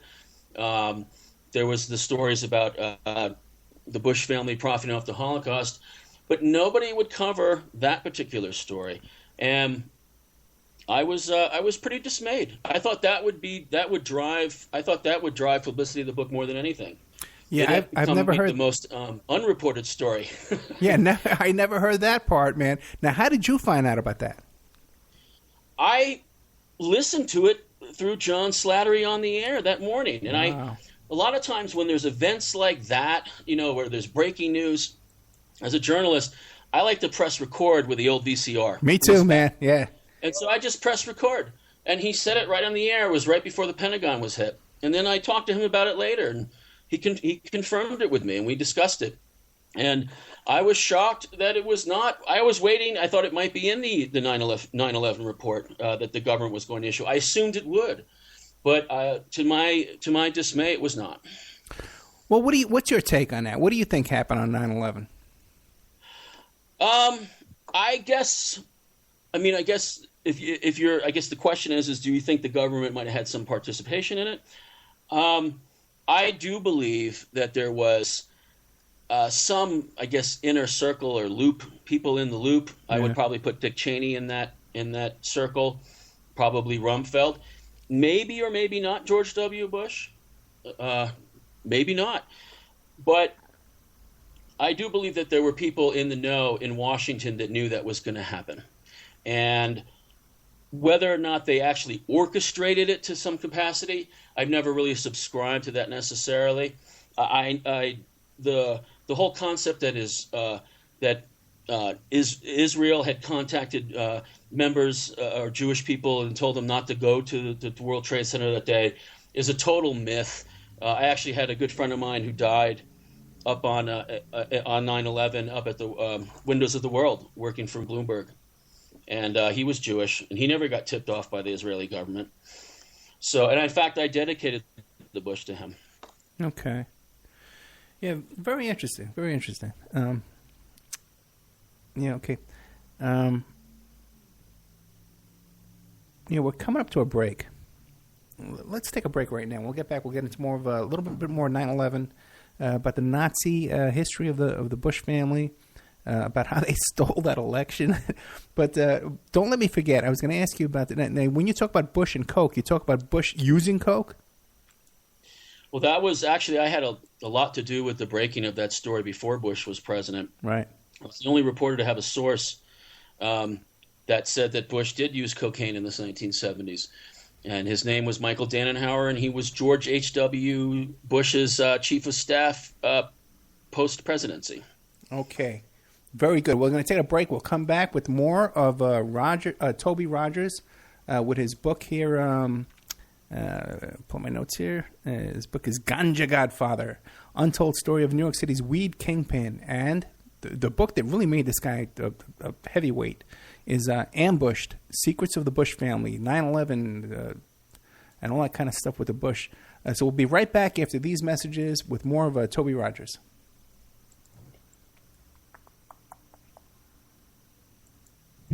And now a word from our sponsors. We are listener-sponsored, and we appreciate your donations. If you like the show, please visit OppermanReport.com and click on the donate button. Or you can donate directly through PayPal at OppermanReport@gmail.com. We have Mike Ray of InfinityHomePlans.com. He's the host of Parlay over at CJ Mars Radio, Thursday evenings, 8 p.m. Eastern Standard Time. If you need custom home designs, stock plans, or 3D work, he's your one-stop shop for home design and drafting needs. Mike Gray at InfinityHomePlans.com. At InfinityHomePlans.com. If you're looking for essential oils, stop by and check out Essentially Tammy on Facebook. She is Young Living Essential Oils Independent Distributor. Now, These are 100% therapeutic grade oils. They help support the body's natural functions. You can visit her website posted on Essentially Tammy to see the current deals, or email at jocotami, JOCATAMI at yahoo.com, or call 352-239-8546. 352-239-8546.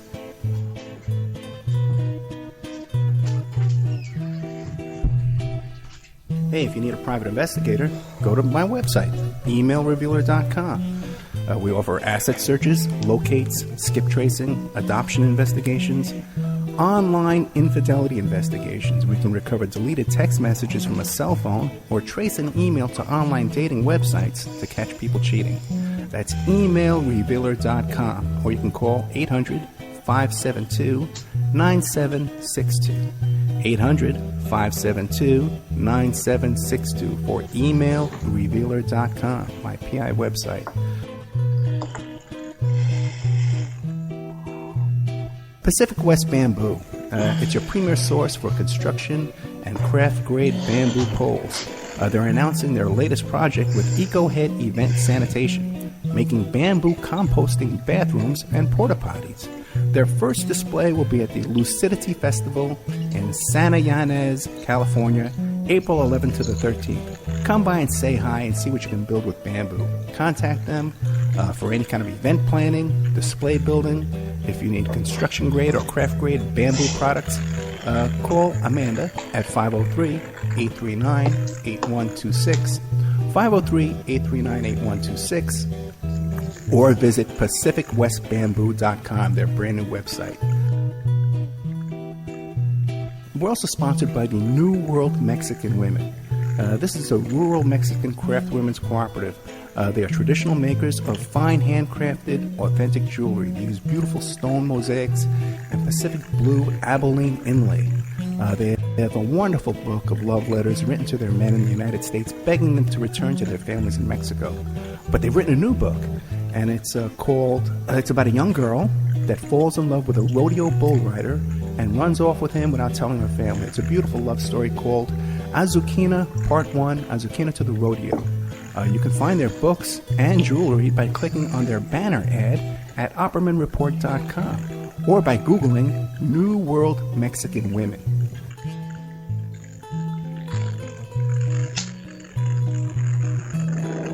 You can also promote your business or website right here and have your ad played all over the world 7 days a week by emailing oppermanreport@gmail.com or calling 800-572-9762.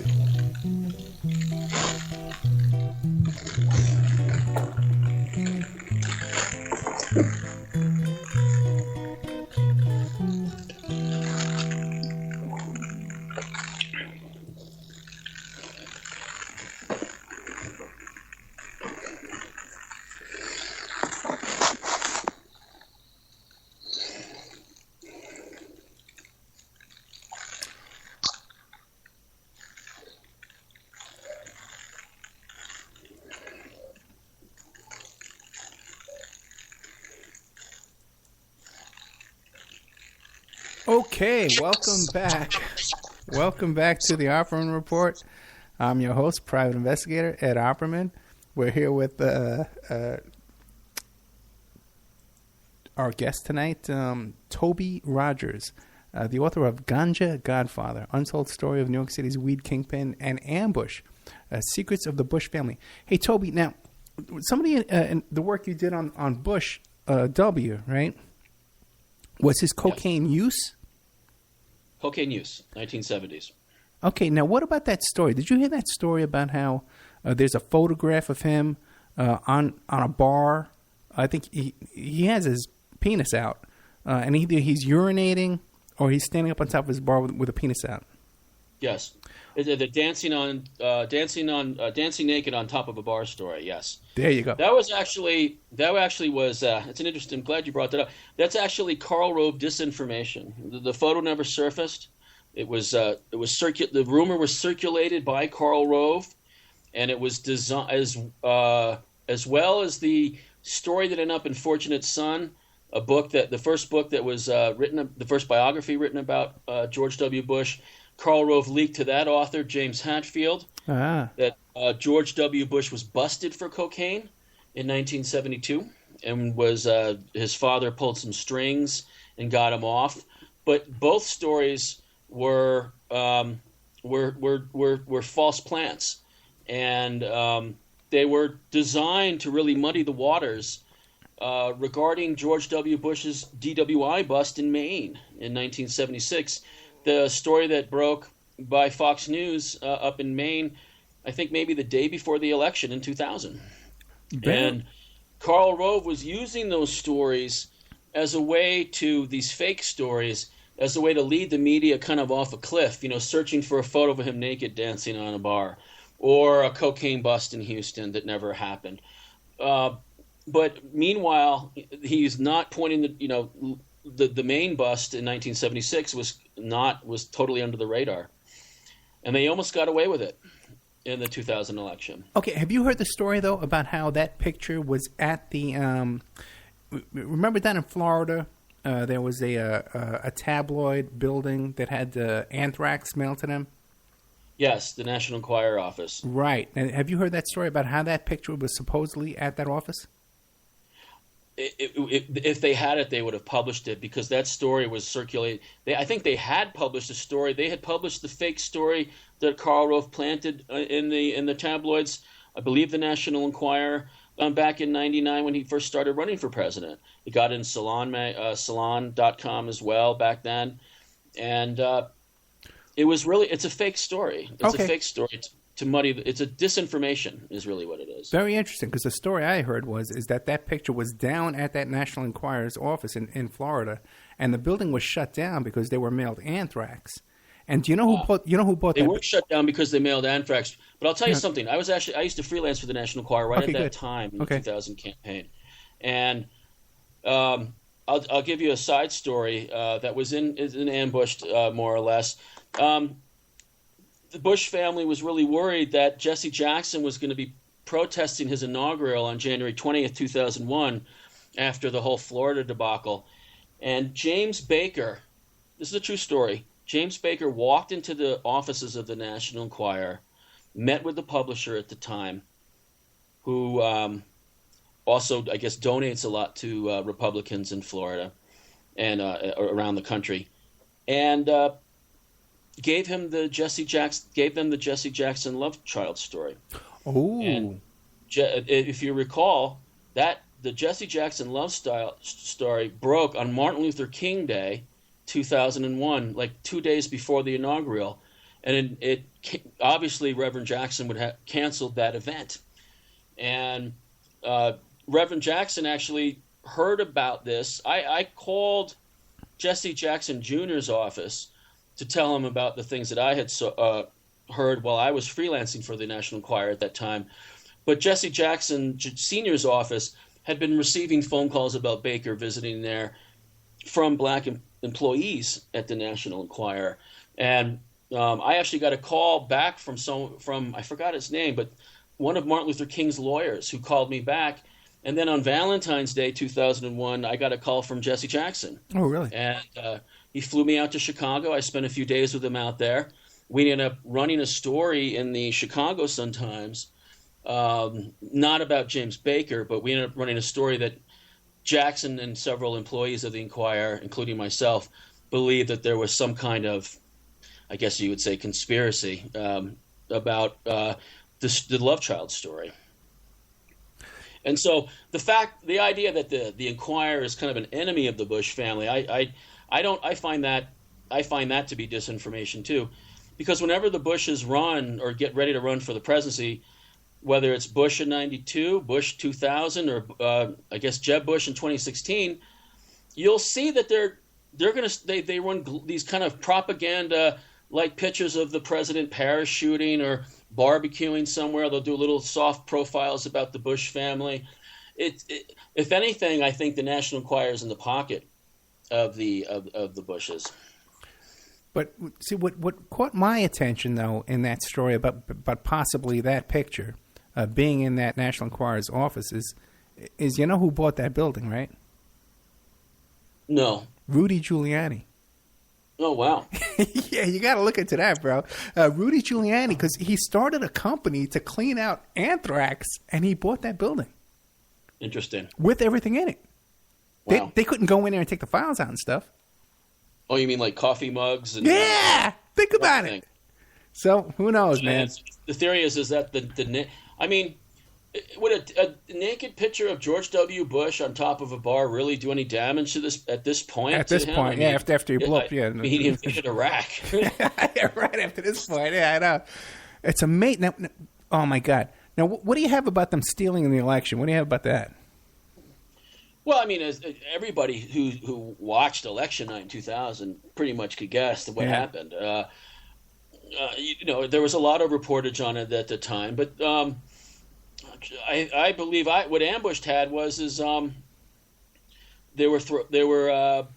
I had a source that said that there were absentee ballots being thrown in the trash that voted for Gore. That, yeah. So, I mean, and that was just probably a microcosm of what was going on that night. Yeah. So, have you come up with anything new since? What are you working on now, going forward, besides Ganja? I'm doing this whole publicity tour for the Ganja Godfather. Right. I have a daughter now. In between Ambushed and the Ganja Godfather, I've become a father, and I don't think I don't think I want her to read the Ganja Godfather until maybe she graduates college. So. I don't know. Maybe my next book will be a children's book. How old is your daughter? She's 4. Okay, and you're about 45? I am. I did the same thing. I had my first daughter when I was about 37, 38, and it changes your life, you know? Yes. Doesn't it, man? It does. And it's the greatest thing in the whole world. Just focus all your attention on that. It's really worth it. My kid has a radio show and stuff, too. You know, she's 14 years old now. I have a lot of friends my age who still don't have kids. Yeah. In fact, a subject of the book, Keith Reynolds, who is kind of known, I guess, as the acid prophet of Bennington College, he still has no kids. And I guess he does his thing. He's got his Keith Reynolds World at YouTube channel, and he does all kinds of videos, daily comedy videos every day.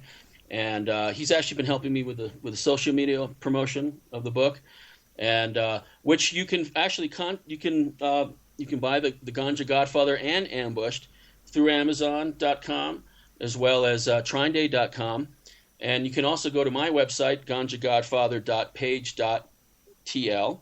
And I'm at Ganja Godfather or at Ganja Godfather on Twitter and Ganja Godfather at Facebook as well. And both books, I think they actually do complement each other in a way. They're both about very powerful families that commit all kinds of crimes. It's a different levels, but they really are. They really do have a lot of overlap. I totally agree with you. Yeah. Now, are you one of those guys that you think there's any difference between the Democrats and the Republicans? You think they're both like an oligarchy that we have no hope? I guess the idealist in me hopes that maybe some part of the progressive wing of the Democratic Party, the Warren wing, maybe even Elizabeth Warren herself, might be a real alternative to what we have, which is basically the Republican Party and what the corporate Democrats, which kind of control a lot of the Democratic Party. But, the realist in me also believes that this whole thing is rigged. Yeah. And that, Hillary, to me, I hate to say this, but it looks like Hillary, she's coasting through this process, doesn't seem to put a lot of care into her campaign, and she's going to coast and get the nomination, probably. If somebody doesn't stand up to her, like Warren, or maybe if Martin O'Malley gets some steam. Bernie Sanders. And then she's going to take a dive in November. And we'll have either a Walker-Bush presidency or maybe a Bush presidency. Oh, really? You think that Hillary's going to take a dive? Well, when Ambush came out, I remember maybe the morning after the first debate, I called Lloyd Grove. He was a journalist at the Daily News, and he was at the Washington Post for forever. And I told him, I said, it looks, after John Kerry really KO'd Bush in that first debate, I said, it looks like we got a new president. And Lloyd said to me, Toby, I thought, with this Bush book you have, you know a lot about, you don't really understand how Washington works. Mm-hmm. So the whole thing's rigged for Bush.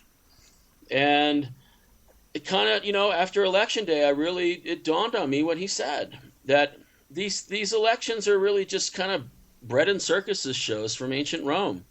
And who is going to become president is really decided maybe possibly years ago, prior to the election.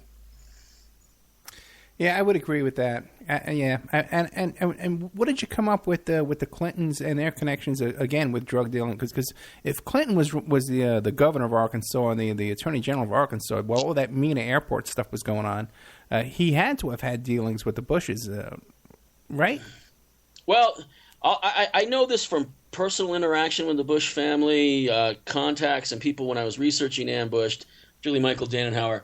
There was really no love lost between the Bushes and the Clintons in 1992 when Bush lost. George H.W. Bush was really pissed about that election and losing that election. Mm. And if you recall, that following February when Clinton was inaugurated, and that would alternatively would have been Bush's second term, the Twin Towers was bombed. And if those buildings had gone down as they were planning to do in 1993, you might have had a 9/11-like moment in Bush's second term. So we would have jumped from the Cold War to the War on Terror within just a year or two. Oh, hey, that's fascinating. Yeah, so, but, the towers didn't come down, and Bush wasn't elected. I heard from Dannenhauer specifically that for years, every time Bush was caught in traffic in Houston in his limo, he would go on tirades about Bill Clinton. But then at some point, maybe after the election or maybe prior to Clinton's re-election in 96, some deal must have been made. Yeah. Because the relationship between them has changed, and they have been quite close. But maybe that has to do with the rise of George W. Bush. But it will be an interesting, even though it will be like professional wrestling, it will be an interesting show. I think 2016, Clinton-Bush, if that actually happens. If you recall, in 2007, all the conventional wisdom is that we were looking at a Hillary-Giuliani race for 2008. Yeah. So, as you know, sometimes these things they don't always go as planned. I personally believe that Hillary was supposed to be, I think the deal that was made in probably 95 or 96 is that Bush would become president in 2000, and Hillary would become president in 2008, and then Bush would be president in 2016, Jeb Bush. And Obama kind of just came out of nowhere and toppled Hillary. And I think McCain was also designed to take a dive. Yeah, I would agree with McCain taking a dive. But now Obama, though, he seems to have a background of CIA himself. Everybody I talked to, like Cynthia McKinney and Cindy Sheehan, people on that level seem to think that Obama's CIA as well. I haven't heard what I guess former Congressman McKinney has said about that and the intelligence connections with Obama. There may very well be. I don't know, but I don't think that Obama was really designed to be president in 2008. I actually when I saw Obama in Washington Square Park in fall of 2007, I think he was 30, 40 points behind Hillary, and he wasn't performing really well in those debates at all. And if you recall, when Obama started winning caucuses like Iowa, and you'll remember that Rush Limbaugh started telling his listeners to switch parties, join the Democrats, and vote for Hillary. Right. So that's when I think the matrix was really fractured, was when Obama won Iowa in the January of 2008. And that's when you even saw when it got so desperate that that Rush Limbaugh even stepped in to help Hillary. But one thing that about I'll tell you another story that I heard and I wrote about online actually during the campaign, and this is really wild stuff. In 2007, I got a call from an old former intelligence agent from Texas that I met when I was down in Houston when I was researching Ambushed, and I was working as an investigative reporter for the Public News in Houston, Texas. And he called me and told me he heard an interesting story, a covert operation that he at the time told me was called Operation Lead the Lamb. And Operation Lead the Lamb actually was, I found out later, was actually called Operation Red Lamb. Operation Red Lamb apparently was a covert action, plot within the CIA. That the plan was that if Hillary could not, the plan was to defeat Obama at the polls, and if that didn't work, they were going to lynch him in the media. Okay. And if that didn't happen, they were going to crash his plane. And that's what I was told in 2007. And reporters get all kinds of stories from all over the place. We hear things from intelligence agencies, former intelligence, naval intelligence, intelligence from other governments. Not all of it's always true. I got a call from a naval intelligence the night Bush bombed Baghdad in 2003 and said that Saddam Hussein was dead and was trying to get reporters to cover that. And it was a hell of a scoop. And he had lots of details, frantic cell phone calls going from Uday and Qusay Hussein to the Russian embassy begging for doctors because Saddam was hit with a bomb and was dying. They even said that I was told that there was CIA ops on the ground that saw Saddam Hussein's body being pulled out of the rubble of that first bomb that hit Baghdad, hit Iraq. So, of course, I wanted to run the story, but I didn't because it just something. What if he wasn't dead? What if that was one of those Saddam Hussein imitators that he had running around the country? Right. And so I held back. Oh, wait. What about the one that was on trial? Do you think the one that was on trial was the real Saddam Hussein? Because he looks like 20 years younger. Right. So I didn't want to run that story. That's not the type. Journalists don't like to, stick their neck out and try to predict what's going to happen. Right. So I held back, and I watched the campaign unfold, and I saw the dominoes fall where Obama was not able, or Hillary Clinton was not able to defeat Obama at the polls. So that didn't work. And then they went after him with the Reverend Wright story, and there was the lynching in the media, which went on for about a week or two. And so that started. And I said, maybe it's time I step in and put this online before the next thing happens. So I did. I think I published it. It was on helium.com on May 23rd, 2008. I published the entire Operation Red Lamb story, I was told, including that Obama was going to be killed in a plane crash. And I went on vacation 4th of July. And I was up in upstate New York in the Finger Lakes. And breaking news went over the wire that Obama's plane was having problems, and he was flying from Chicago to North Carolina, and that it almost crashed when they landed in St. Louis. And the story is that the plane had lost its pitch. And the pilot couldn't control, wasn't able to control the plane at all. And so he requested an emergency landing in St. Louis.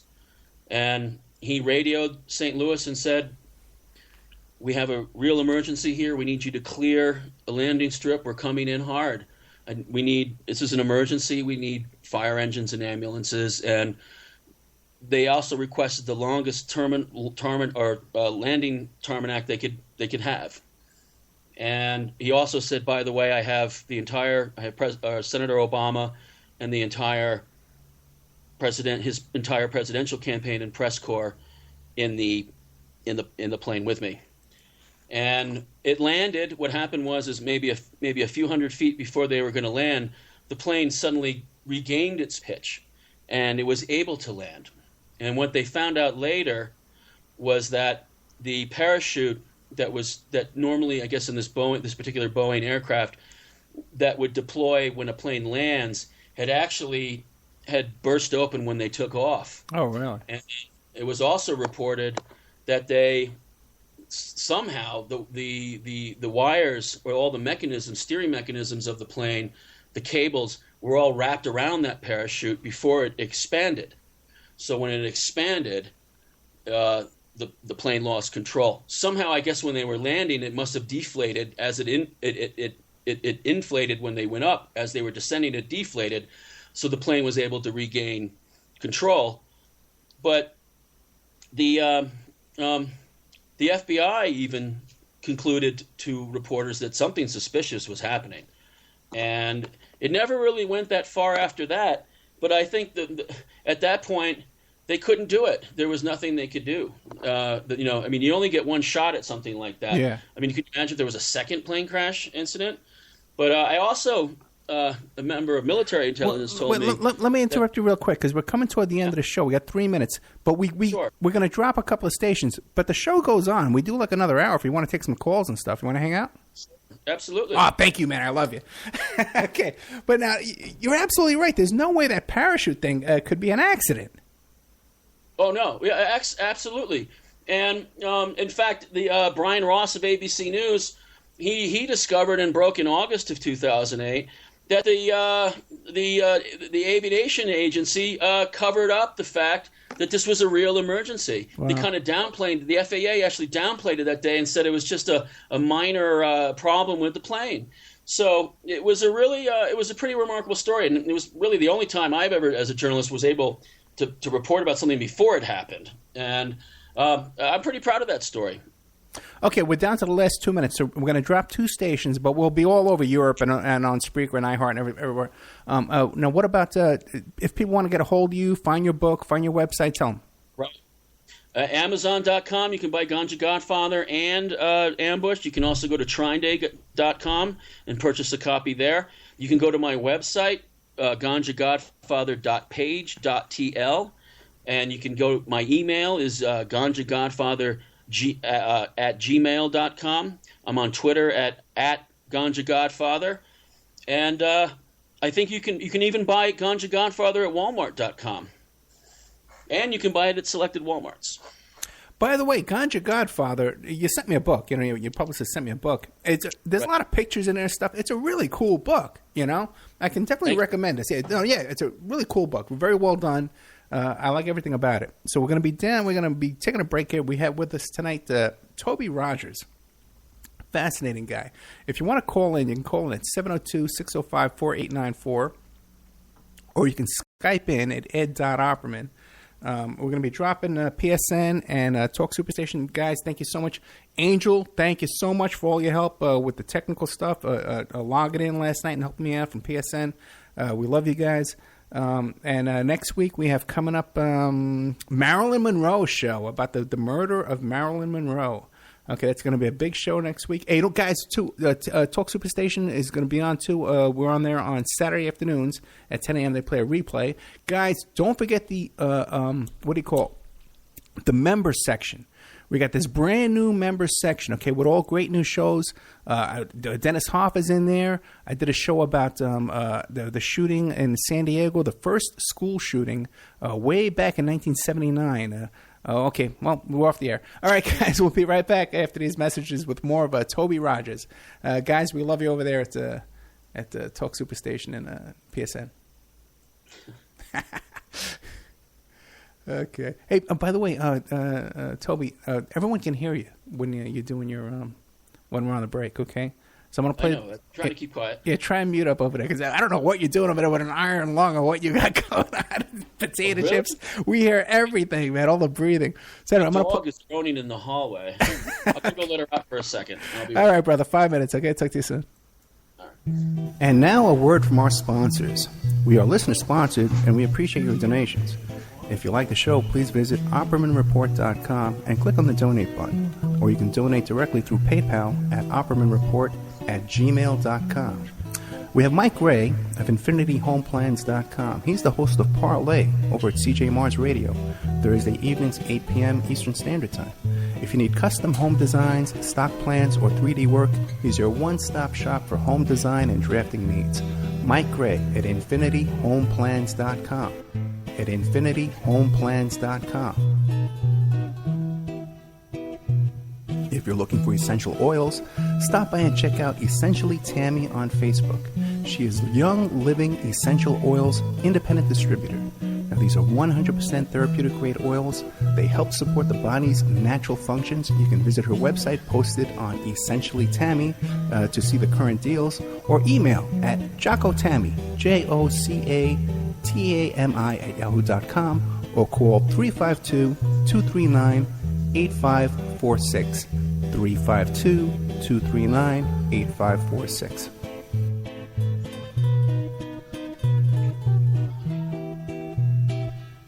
Hey, if you need a private investigator, go to my website, emailrevealer.com. We offer asset searches, locates, skip tracing, adoption investigations, online infidelity investigations. We can recover deleted text messages from a cell phone or trace an email to online dating websites to catch people cheating. That's emailrevealer.com, or you can call 800-572-9762. 800-572-9762 for emailrevealer.com, my PI website. Pacific West Bamboo. It's your premier source for construction and craft-grade bamboo poles. They're announcing their latest project with EcoHead Event Sanitation, making bamboo composting bathrooms and porta-potties.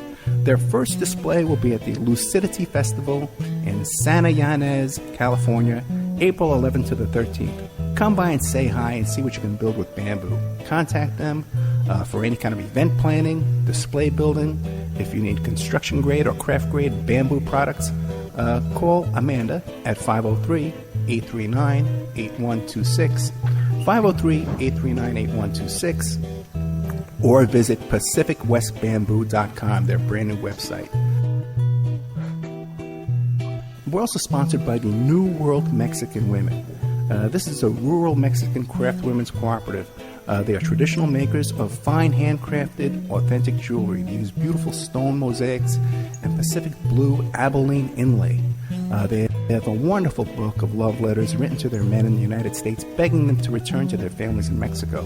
But they've written a new book, and it's it's about a young girl that falls in love with a rodeo bull rider and runs off with him without telling her family. It's a beautiful love story called Azucena Part 1, Azucena to the Rodeo.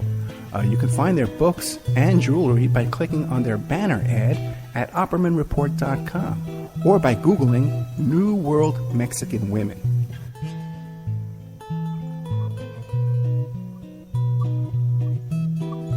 You can also promote your business or website right here and have your ad played all over the world 7 days a week by emailing OppermanReport@gmail.com or calling 800-572-9762.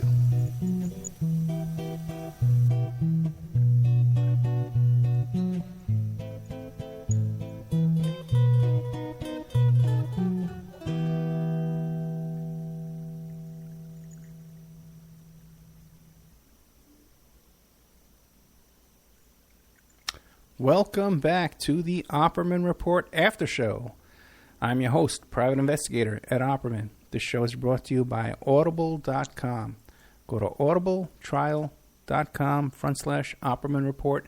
Get yourself a free audiobook and help support the show. Just want to remind everybody, too, about the new members section on OppermanReport.com, the website. And you go to OppermanReport.com. There's two sections there. One is member section, and I think the other one is called like Special Archives or something like that. And there's 3 shows up on there. One is about the San Diego school shooting back in 1979 that inspired the song I Don't Like Mondays. Another one was with Henry Vinson, who was the D.C. Madam, Confessions of a D.C. Madam. And this is the guy who ran the call boy, the homosexual gay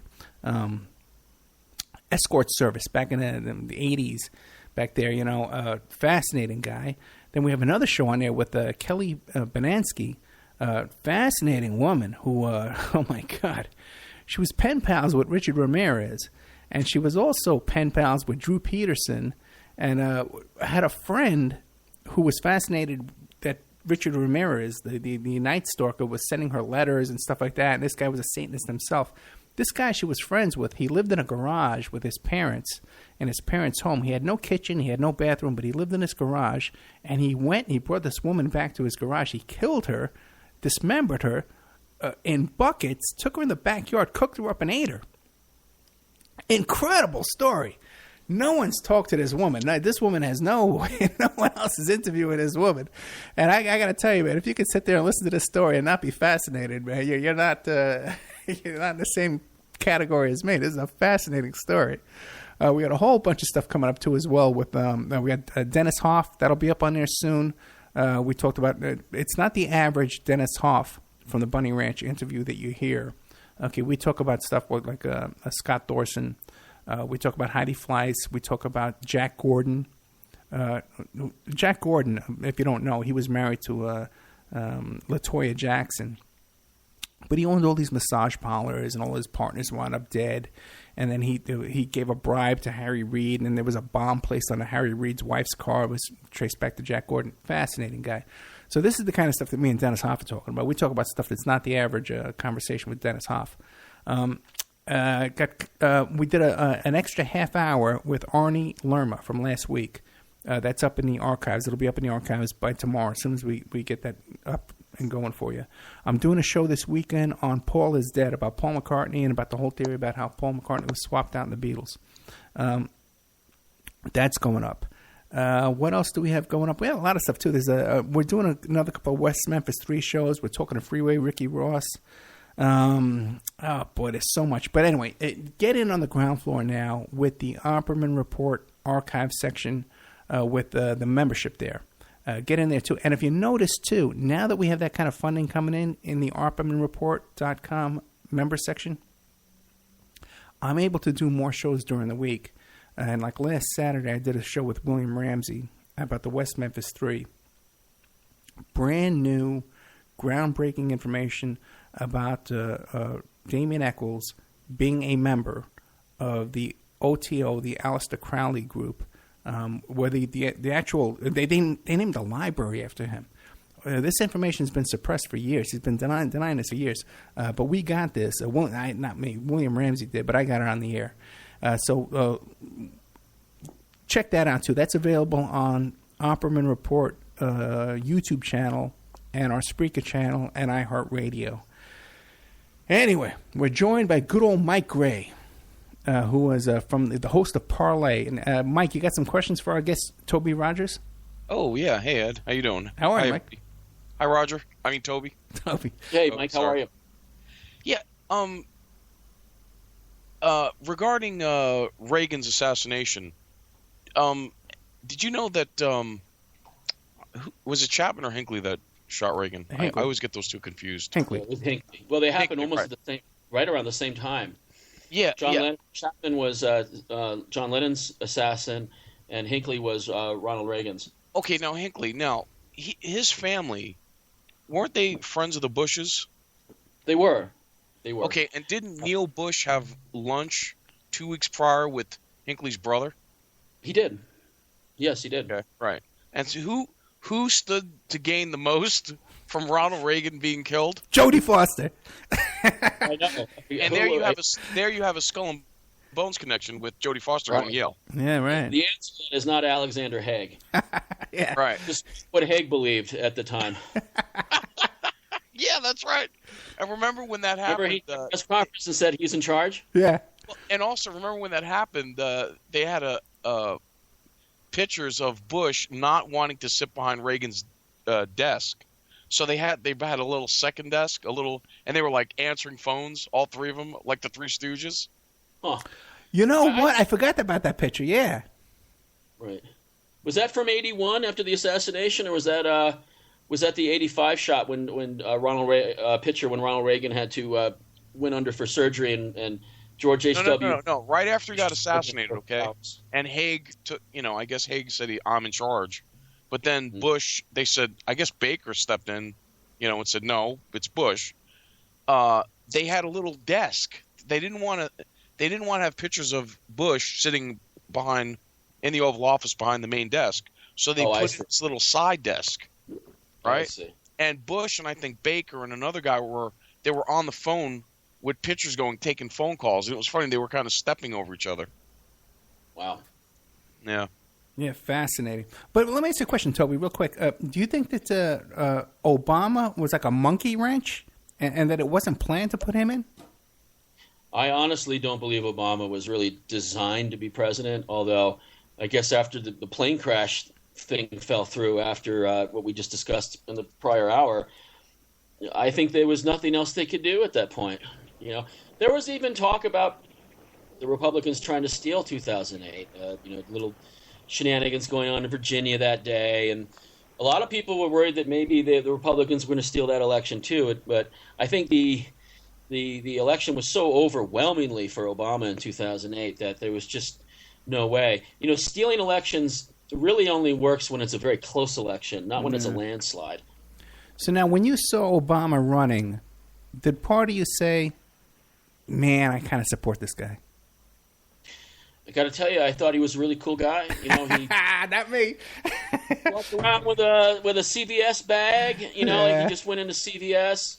Had an iPod on. He seemed like a normal person. You know, unlike a lot of these politicians who I've interviewed in the past, like Clinton, they all seem like Frankenstein when you meet them. You know, and honestly, he seemed like one of us. What really? I didn't fall. No, wait, Mike, wait, hold up. We're joined by another caller, 509. 509, who are you? Hi, it's Jessica. Hey, Jessica, how are you? You got a question for Toby Rogers? I do, Toby Rogers. I wanted to ask, about Silvio Eboli. It kind of struck me funny, like, why does he think that he can just get away with this? I mean, talking about killing Uncle Frank and, did you ever maybe think that he may be being protected by maybe the FBI or the CIA to where he's so bold as to just, out in the open, talk about these things with you? Did you ever think that maybe he was protected? You know, I maybe I didn't say it as clear enough in the prior hour, but at this point in 2015, nothing would surprise me when it comes to Silvio Eboli.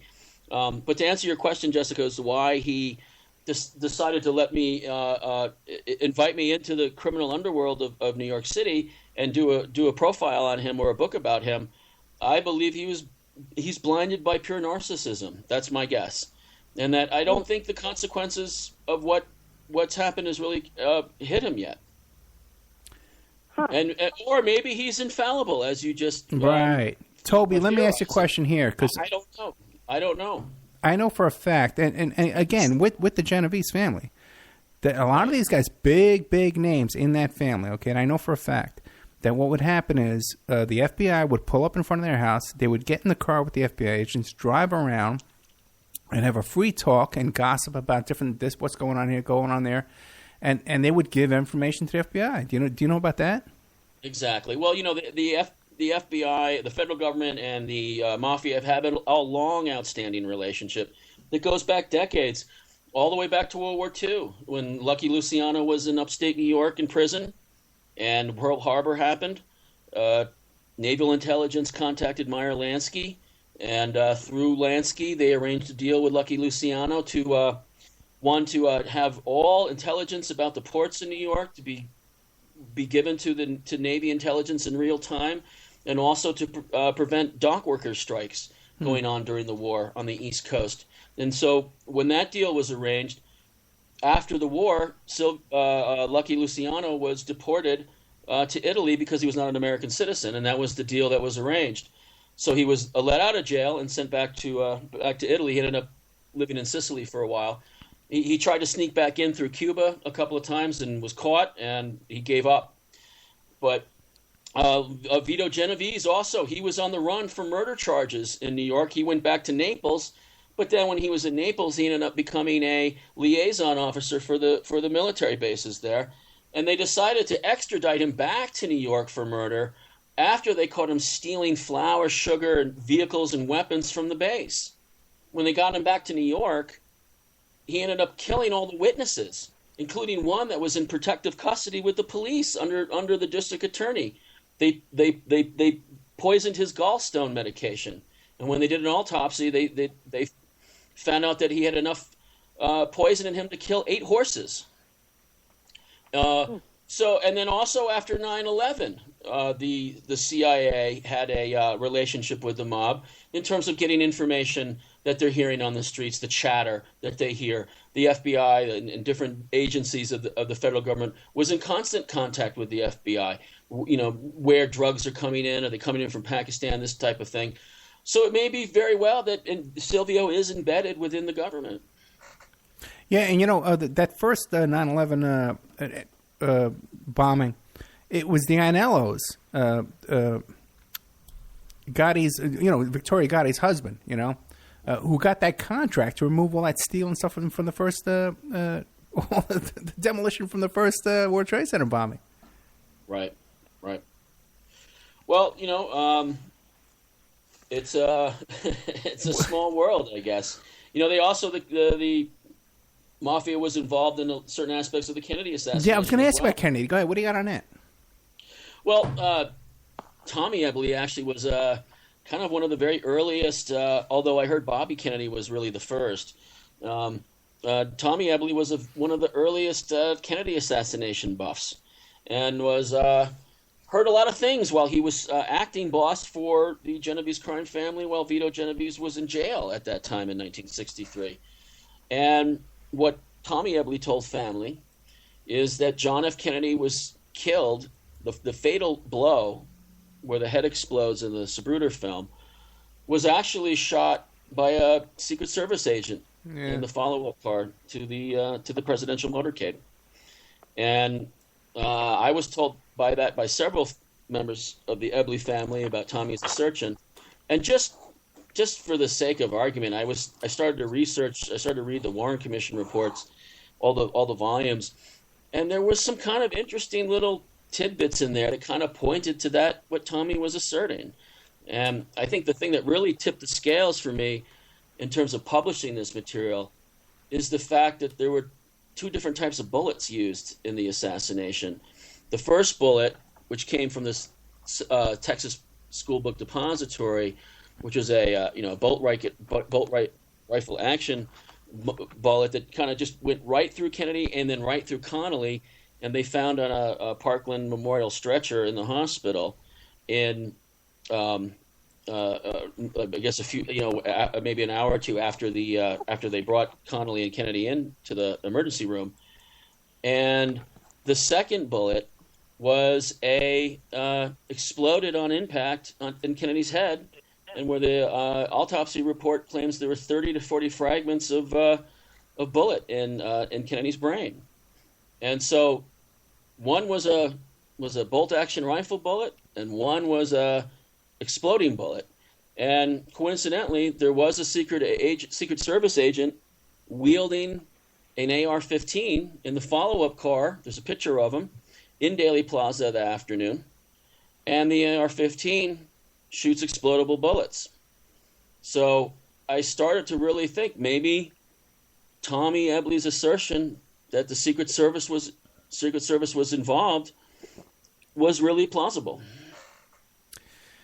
I hear you. And there's a lot with Sam Giancana as well, who was killed right before he was about to testify. Mm. And, even too, a lot of people don't know this, but Jackie Kennedy, worked for the CIA. Did you guys know that? I did not know that. Yeah, Jackie Kennedy was a secretary for the CIA. She worked for CIA. Before she married. Why she said. What was that? That afternoon she refused to change her dress, and she kept the blood on. And the reason why she did that, they found out decades later, is because she wanted them to see what they did. Yeah. Well, also too, Connolly in the car said he screamed out, "They're going to shoot us all." Right. Right. I know. JFK can go on there forever, man. Just forget it. There's just so many different twists and turns. I had a guest on my show here, Detective Jim Rothstein. You familiar with him? I have not. He arrested Frank Sturgis when Frank Sturgis was on his way to assassinate Marita Lorenz, who was the girlfriend of Fidel Castro. And Frank Sturgis admitted to him that he was one of the shooters at JFK. Wow. Yeah, and there's a trial and everything about it, so it's not like he's just talking out his ass. As you were saying, the JFK assassination thing, I guess 50 years later, has kind of mushroomed into this. It's almost like a better than any Shakespearean play. It's like, and everyone has their own angle on it. Yeah. I've heard stories about ice bullets or Umbrella Sewers. Man and the grassy knoll theories and multiple triangular shots. Everybody has a different take. It's almost become a roar test at this point. I think what you tell me about the Kennedy assassination tells me more about you than it actually tells me about the assassination itself. That is so true. That's fascinating the way you said that. Hey, let me ask you this. Now, you said you did some stuff for High Times Magazine. What'd you do over there? I freelanced for High Times for years. I did a lot of entertainment interviews to celebrities. I did investigative journalism. I did reviewed CDs. Did a story on John Coltrane taking acid in October 1st, 1965, and recording an album called Ohm that was released, I think, posthumously after he died. And it's a 28-minute wailing session of screaming horns and chanting. It's one of the most, unrecognized albums of John Coltrane's. But we, High Times and I, we broke the story that he was on acid. The whole band was on acid that night. And actually, in the Ganja Godfather, we talked about a band that Silvio was involved in up at Bennington College selling drugs in Vermont, and they too had an acid night up there that I cover in the Ganja Godfather. So there's acid involved in the Ganja Godfather as well, and mushrooms. Okay. Oh, okay. It's interesting, because you seem to be like all over the place. Where do your real investigative interests lie?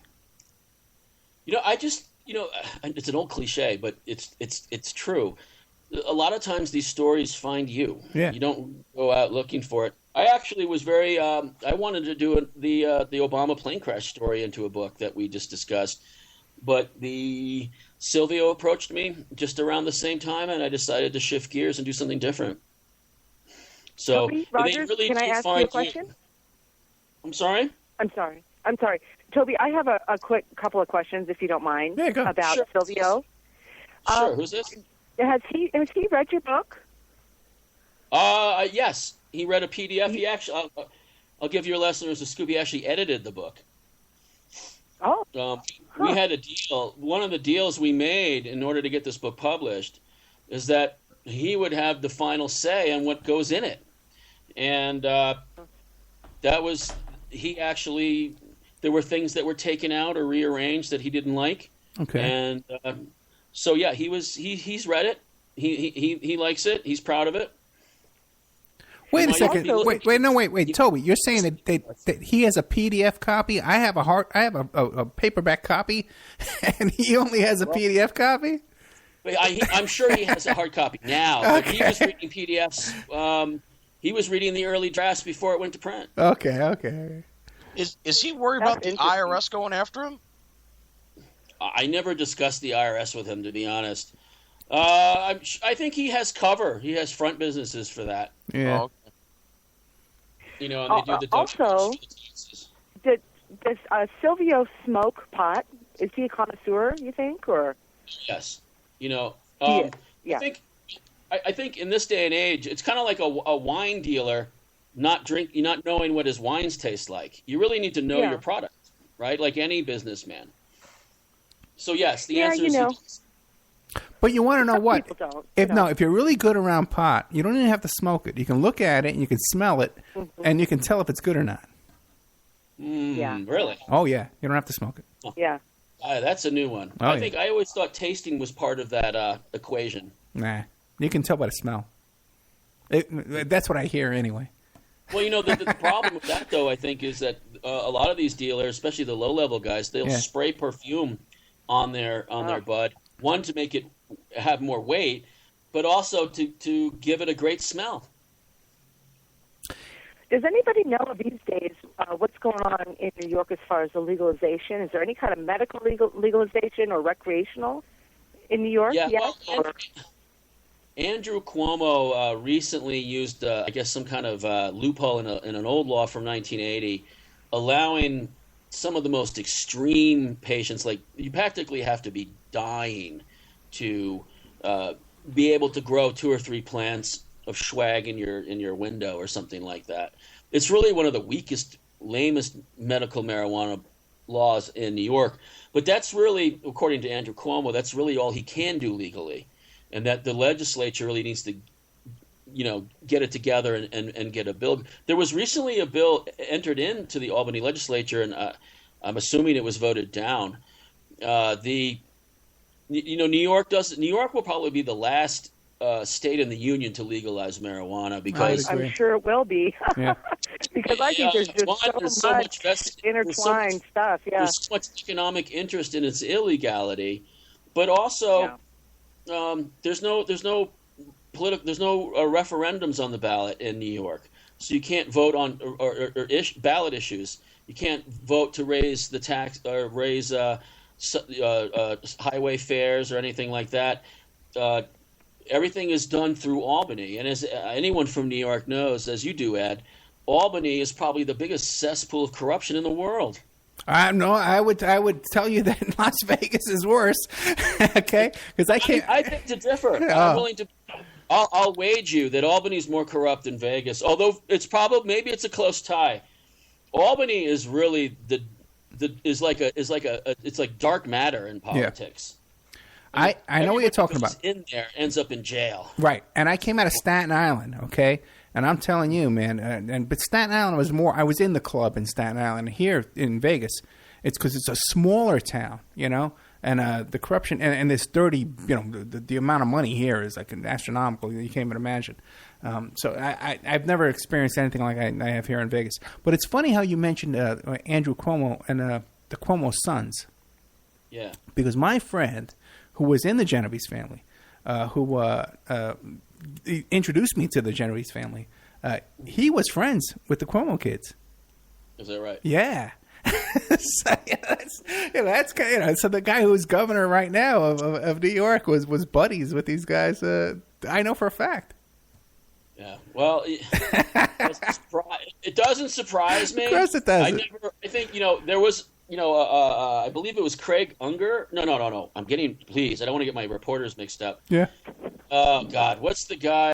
Greg Palast. He's the guy who peddles all he's the one with the fedora hat who peddles all the garbage stories online and the T-shirts and the coffee mugs. Greg Palast, right? Was sued. He wrote a book a few years ago, and he insinuated that the Cuomos were in the mob. Oh.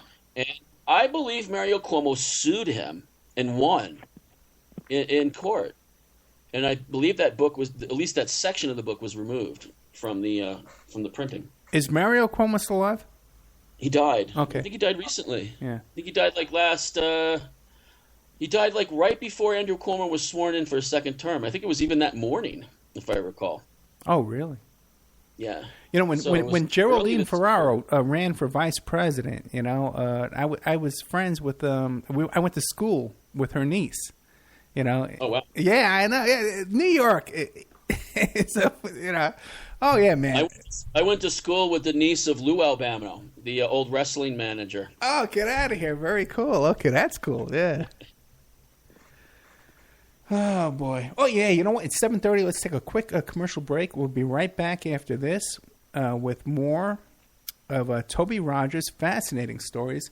The author of Ganja-Godfather, Untold Story of New York City's Weed Kingpin, and also the author of Ambushed, Secrets of the Bush Family, about 9/11 and how they stole the election, all that kind of stuff like that. Both of these books are available on Opperman Report blog.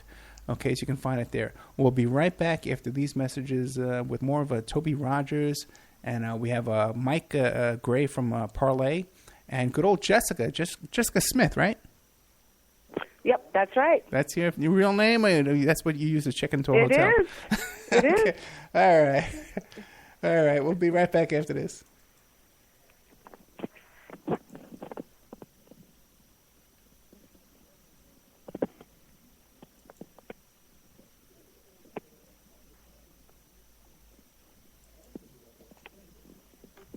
And now a word from our sponsors. We are listener-sponsored, and we appreciate your donations. If you like the show, please visit oppermanreport.com and click on the donate button. Or you can donate directly through PayPal at oppermanreport@gmail.com. We have Mike Ray of infinityhomeplans.com. He's the host of Parlay over at CJ Mars Radio, Thursday evenings, 8 p.m. Eastern Standard Time. If you need custom home designs, stock plans, or 3D work, he's your one-stop shop for home design and drafting needs. Mike Ray at infinityhomeplans.com. At infinityhomeplans.com. If you're looking for essential oils, stop by and check out Essentially Tammy on Facebook. She is Young Living Essential Oils independent distributor. Now, these are 100% therapeutic grade oils. They help support the body's natural functions. You can visit her website posted on Essentially Tammy to see the current deals, or email at Jocotami, JOCATAMI @yahoo.com, or call 352-239-8546. 352-239-8546.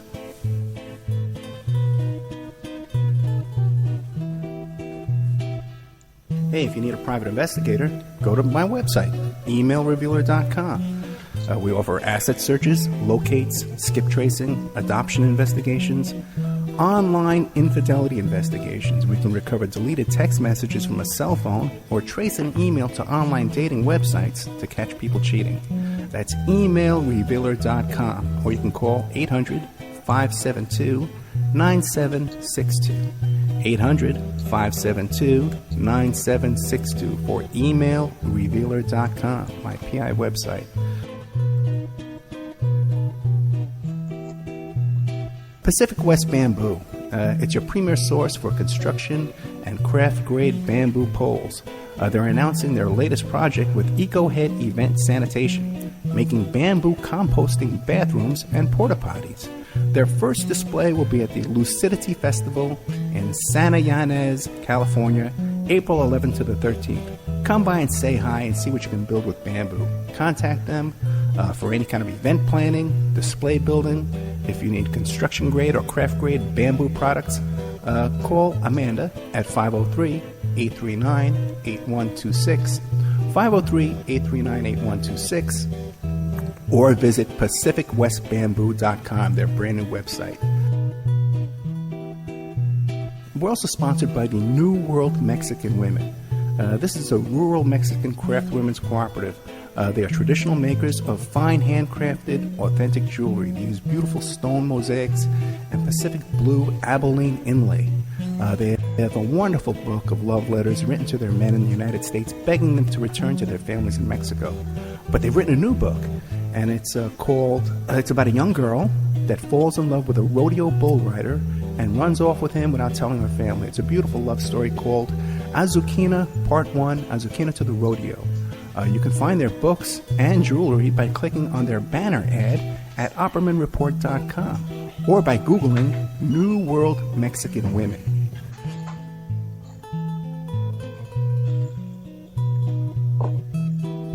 You can also promote your business or website right here and have your ad played all over the world 7 days a week by emailing oppermanreport@gmail.com or calling 800-572-9762.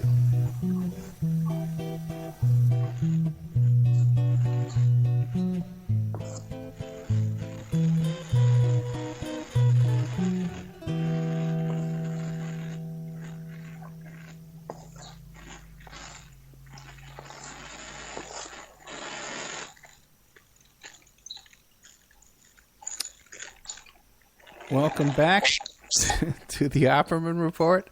I'm your host, Private Investigator Ed Opperman. We're here tonight with Toby Roger, the author of Ganja-Godfather, the untold story of New York City's weed kingpin, and also Ambushed, the secrets of the Bush family. I guess the Bush crime family, we should call them. I should have named that book for you. Hey, Toby, what about threats from the Bushes? Any kind of serious problems? Yes, there were several death threats. One was actually pretty egregious. It came from the son of the guy who, the son of David Richards, who was in the spring of 1967, tapped George W. Bush into Skull and Bones himself. And this wasn't on the phone or an email. It was in my face. Oh, really? Police came. Scarsdale police came, and they escorted him away. He wasn't arrested, but he was escorted away from the scene, and he was told to stay away from me. But it was squashed, strangely enough. It was never. He was never prosecuted. But it happened. There were witnesses. It was pretty crazy. Okay, And wait a second. I don't know if Yes. Wait, first of all, Didn't the guy who wrote the book Fortunate Son, who revealed that Bush did cocaine, wasn't he found dead in a hotel room? Yeah, well, I knew James because I wrote, James Hatfield is his name, and he wrote a book called Fortunate Son. Right. He alleged that George W. Bush was busted for cocaine in 1972, and he was given false misinformation by Karl Rove. Right. And he had a record. He tried to order a hit on somebody, right? Yeah, James Hatfield was an ex-con and had published several books. He was in federal prison for a while. He tried. I don't know the whole story, but he put a bomb in a woman's car, fellow employee's car, and it blew up. He allegedly said it was his boss who orchestrated it because she was having an affair with this woman. He ended up suing Hatfield and getting that material out of the second edition of Fortunate Son, which I wrote an introduction to. The book was published by St. Martin's Press in the fall of 2009, and then it was removed 3 weeks later after the story about Bush's cocaine bust turned out to be false, and the fact that Hatfield was a convicted felon himself. He had written other books prior to Fortunate Son, like X-Files encyclopedias and I think he wrote a biography of Jude Law or some actor. Patrick Stewart, he wrote a biography about Patrick Stewart. And then all of a sudden he went up to the level of a biography of a presidential candidate. And you could even make this. I actually broached this to Hatfield myself when we were filming an interview with him with Horns and Halos. Was maybe he was given that contract by St. Martin's because of his background. Right. Maybe Karl Rove orchestrated the whole thing and then gave him the false information, and the whole thing blew up. It kind of blew. So the cocaine story of George W. Bush, which I broke in the Sunday London Times on January 23rd, 2000. You can actually Google that. It's still online today. If you Google Toby Rogers, the London Times, Bush and cocaine, January 23rd, 2000, it will pop, and you'll see the whole story. It mentions Fortunate Son as well because it was being republished at that time by Soft Skull Press. And I wrote an introduction to it, and we talked about Michael Dannenhauer, George H.W. Bush's chief of staff, and he was the one who told me that W had been doing cocaine in the 70s. Mm. Well, wait a second. But the threats against you, these were threats by who? And right in your face? How did this come about? That one in particular. Yeah. There was lots of things that happened. There was a bird was lynched outside my window. Right. I came home one day to see that.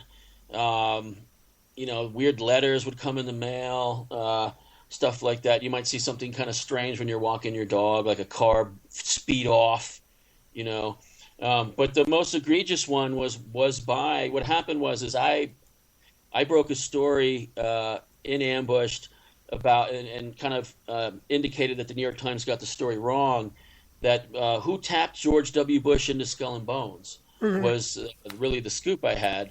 And Lloyd Grove of the Daily News decided to run a big story on that particular story, and it blew up in the Daily News at that time was, I think, the fourth largest newspaper in the country. And I can't remember what was the name of it, but basically the guy David Richards, who had tapped George W. Bush into Skull and Bones, was in Skull and Bones himself in 1967. He was the Skull and Bones cell of 1967. He even though he was tapped Bush and was in Skull and Bones, he wasn't a big fan of George W. Bush's presidency, and he let me know it. So not only did I reveal who tapped George W. Bush into Skull and Bones, but I also revealed that this guy hated Bush himself and disagreed with everything he was doing while he was president.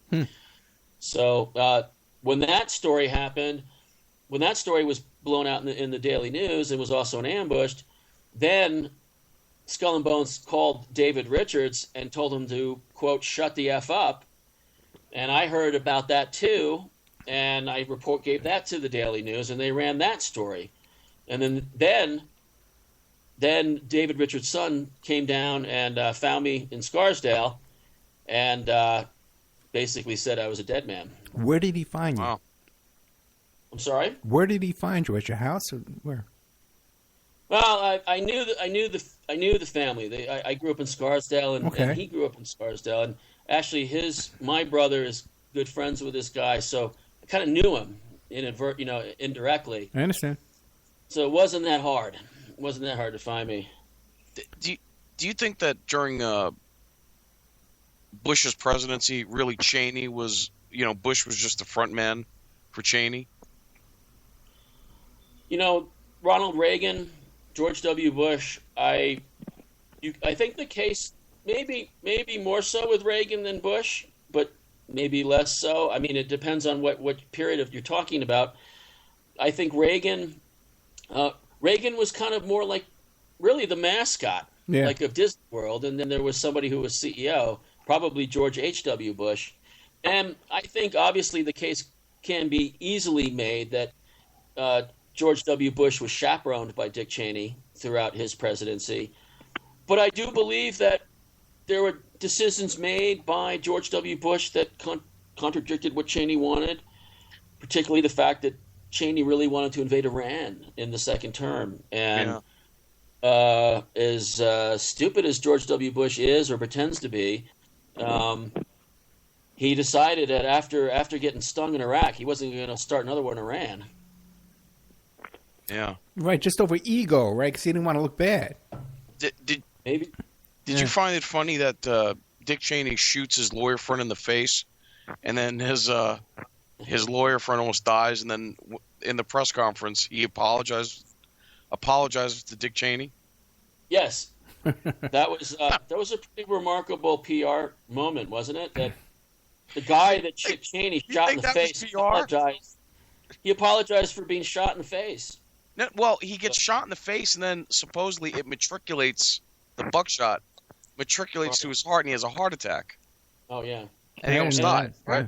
Apparently, Dick Cheney was drinking that day. Yeah.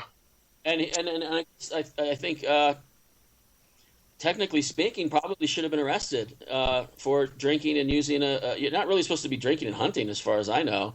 And it's just one of those crazy things. I always imagine in my mind, that Dick Cheney decided to release that information to the press before he told the White House what happened, which I thought was fascinating. He leaked it to one of the local papers. I always just thought it was funny that he would. Could you imagine him or somebody in his circle calling one of the local papers down in Texas and saying the vice president shot somebody in the face? And not a word. Like, he never apologized. He never, Why would he? The other guy apologized. Yeah. He actually said, the guy says in the press conference, he goes, I want to apologize to Dick Cheney and his wife for putting them under so much stress. Well, he got his face in the way of that bird shot. Hey, come on, man, just get out of the way. Right. Hey, what about? You wonder, think he did that on his own auspices, or maybe the Cheney's so arrogant he told him to apologize. Nah, you think so? Cheney seems like a good guy. He didn't want to get shot in the face. Yeah. Yeah. Toby, I have a question. Go ahead. You mentioned you worked for High Times and Inquirer. Is there any stories that you saw actively squashed during that time, whether it was your stories or other people's stories, that you think are important that might be able to be talked about right now? Everyday stories are squashed. There's more stories squashed than get published. Right. Like what? And for instance? You mean you want me to give you a story that Um, Well, maybe something you know a little something about that was written about and was actively squashed. Anything? Okay, I'll give you an example. There was a story that George W. Bush in the early 1970s impregnated a woman, and his father arranged an abortion. This is prior to Roe versus Wade was even law of the land. And the National Enquirer, Richard Gooding, who was at the National Enquirer at the time, was investigating that story, and it never went to print. And there was enough there. It just, the powers that be wouldn't allow that during the election. Another example of that I ended up, a story that was squashed and then I heard about and then ended up publishing myself, was the fact that the Bush family profited off the Holocaust. And, you know, the story has always been out that there was overlappage between Prescott Bush and business ties with the Nazis. And there's a lot of stuff on the internet, a lot of disinformation as well. But there was one particular nugget within all of it that I found really fascinating. And I heard about it from Richard Gooding at the Enquirer after the election. We were all talking about stories that never went to print. I actually, and he told me about this Holocaust prophet story. And I spent the next 2 years investigating it and published it in Clamor magazine. And heavily detailed and ambushed as well. And one that may be an ambush, but I don't think it is even an ambush. There was a woman who I spoke to who claimed she was raped by George W. Bush in 1968 at a state fair in Texas, if I recall. It was him and a bunch of her friends of his raped her. And he didn't really think much about it until she saw George W. Bush's face when he was governor, and then she kind of remembered, oh wait, that's the rapist from 1968, and you know, it's an old story. It is a presidential election. There wasn't other sources. You know, obviously the Bush campaign would have denied something like that at the time. And a decision was made that there's not enough to run or print the story. Well, now, as far as this Jesse Jackson story you were talking about, you mentioned that you did publish something stating that there was a conspiracy behind the timing or whatever. Yes, but the rollout of the style story. But now Jesse Jackson did have that child, right, out of wedlock. Yes, right. Okay, so that did happen. Absolutely. It was just the timing was suspect and conspiracy. When it was rolled out, I mean, I'm sure it was known for years with a lot of. I heard that a lot of people in Chicago knew about it. For sure. I forgot the name of that reporter who, the guy with the glasses, is always on TV. I forgot his name, but he said that he had heard about it. George Will. So it's no, not George Will. Clarence Page, and it's not that there's no debate about whether or not he did have this love child. It's just the question in my mind was more what I was trying to relay is that the rollout of it was politically timed to damage Jackson and benefit Bush after the stolen election.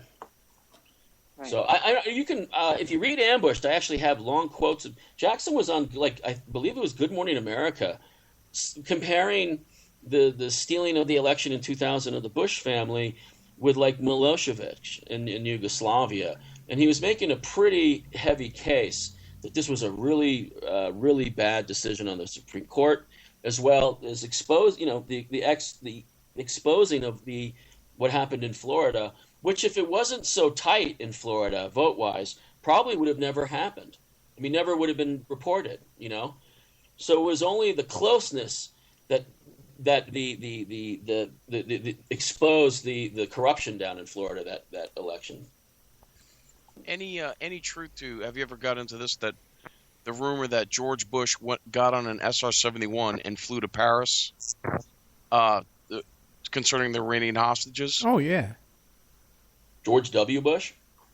Well, the first one. What's his name? You mean the October surprise? Surprise, yeah. Yes. Yeah. Well, Gary Sick, who was in the Carter administration, really touts that story, and I believe that there's probably a lot of credibility to that. That because Yasser Arafat actually in 1996, I believe, told Jimmy Carter, when Jimmy Carter went to visit the Middle Israel in Palestine, that he too was approached about a deal, and that he would be promised weapons if he could get the Iranians to agree to hold the hostages till after the election. Exactly. Well, the minute Reagan takes office, they let him go. Well, Danny Sheehan talks about that story too on my show. They have a split screen, and you see the hostages coming down the plane tarmac, right. And Ronald Reagan has his hand in the air, being sworn in on the as president. Yes, that was all choreographed, all of it. And in a way, I think for the last maybe 30, 40 years, maybe up until the whole Congress writing a letter to the Iranian government, I believe that incident was probably the Reagan campaign and the Bush campaign of 1980 contacting a foreign government and negotiating a deal with them when they're not even representing the U.S. government. That's treason. That's an executable offense. And then right after that, Iran-Contra, right? Well, wait. Do you know that that was the follow-up? The weapons went because of the October surprise. Leaving the hostages, keeping the hostages in, and I actually wrote an ambush too. That I had a former CIA agent tell me that the whole helicopter thing was rigged to crash too. Danny Sheehan talks about that as well. The operation was sabotaged by the rescue operation of Carter's. The helicopters that were coming in to rescue the hostages was actually sabotaged by the Reagan Bush campaign. Was sabotaged? Wait. Was sabotaged by Ollie North. And Danny Sheehan talks about that case, but also too, you guys know that those flight charts to Paris with Bush is on the wall of John Lear's house. Right. Well, supposedly he took an SR-71 from Washington or the East Coast to Paris in 3 hours, had the meeting with Tower and whoever, and then zipped back. Right. Within 3 hours. So, the meeting wasn't so, Well, that was so he wouldn't, he's a vice presidential candidate. Why is he flying to France back and forth in one day? So, I think they tried to keep it under the radar as much as possible, obviously. Right. I think it only came out posthumously. So, there was something else. There was a picture of George W. Bush meeting with Manuel Noriega, 1984 or 1985, if I recall. And during that campaign, when they were running for re-election, there were rumors that Bush had met with Manuel Noriega, and he denied it at the time. And I guess that what it ended up coming out was that not only did they meet, but they talked about cocaine transactions in the country. Right. And there was a picture released of them later. And Noriega's still in prison, but there's no interviews, there's no pictures, there's nothing. Where is this guy? I believe he's in France on charges over there still, or did he get released? No, he's still in jail. He's in prison here, in the same prison that John Gotti was in. Marion. Right, really, right. And no trial, right? No trial. I don't know, but you're right. There probably was no trial, but also too. No, he's never been convicted of anything. He's still in jail. Yeah, and another one is one of those Colombian drug lords is in that same prison with John Gotti as well. Where John Gotti's dead now, but in that Marion prison, they're all in there. Timothy McVeigh was in there too. You get in there, you're gone. Hey, Toby, did you also ever hear this story? When the Bushes had a daughter that was maybe 3 or 4 years old, and she died? Yes. Okay. And so they come back from the hospital, and they break it to George Jr., right? Yeah. And what do they do? Oh God, George, didn't he have supposedly he was very close to his sister, right? Right. They were like 2 years apart. so that she gets sick supposedly. Okay, right. I heard he was devastated by that. Is what I remember. Right. Well, but what happened was he says in his thing, they come home, his mom, the mom and dad, and tell him your sister's dead, and then what do? They go out and play golf. Oh, really? Oh. Hey, what about the story of Love it. George Bush's wife when she was a teenager going through the stop sign and killing her ex-boyfriend in a car accident? Oh, there's actually it's funny. I detail it in Ambushed all over the place chronologically. Yeah. There's like more car accidents with the Bush family, right, than there are accidents with the Kennedys. It's amazing. But it also might be reflective of those older times with those old cars. I'm sure there was a lot of car accidents back then. Well, what about Marvin Bush? The housekeeper gets killed, runs herself over in a car in their driveway. It's rolling around. You can't keep up with it all. I actually story. She must have saw something. She was so sick. I did an investigation with Tom Rhodes of the Sunday Times of London, and during the 2000 campaign, right after Fortunate Son came out. And we got a tip after Fortunate Son came out that Marvin Bush was selling cocaine in prep school in Woodbury, and I believe it was in West Virginia. And it was a pretty detailed. It was from a student who was with Marvin Bush at the time, who ended up becoming a professor, if I recall, later in life. And he kind of put it in as a footnote in a dissertation that he gave me. And then we came down and met him, and the whole story is that Marvin Bush was head of the student bank, and he would take the money out of the bank, to all the deposits, and he'd buy cocaine with it. And then he would sell the cocaine to all the students, put the deposits back, and keep the profits. Well, Geraldine Ferraro's son as well, it's very notorious. Right. Well, I should add the Sunday Times of London. It never did get published, but it did end. Of course, it ended up in Ambush. Okay, we're down to 2 minutes, so we're going to be dropping Awake Radio. We're going to be dropping all of Europe, okay, at the hour. So what do you want to leave us with, Toby? Well, hey, Ed, I just want to thank you, Mike, everybody.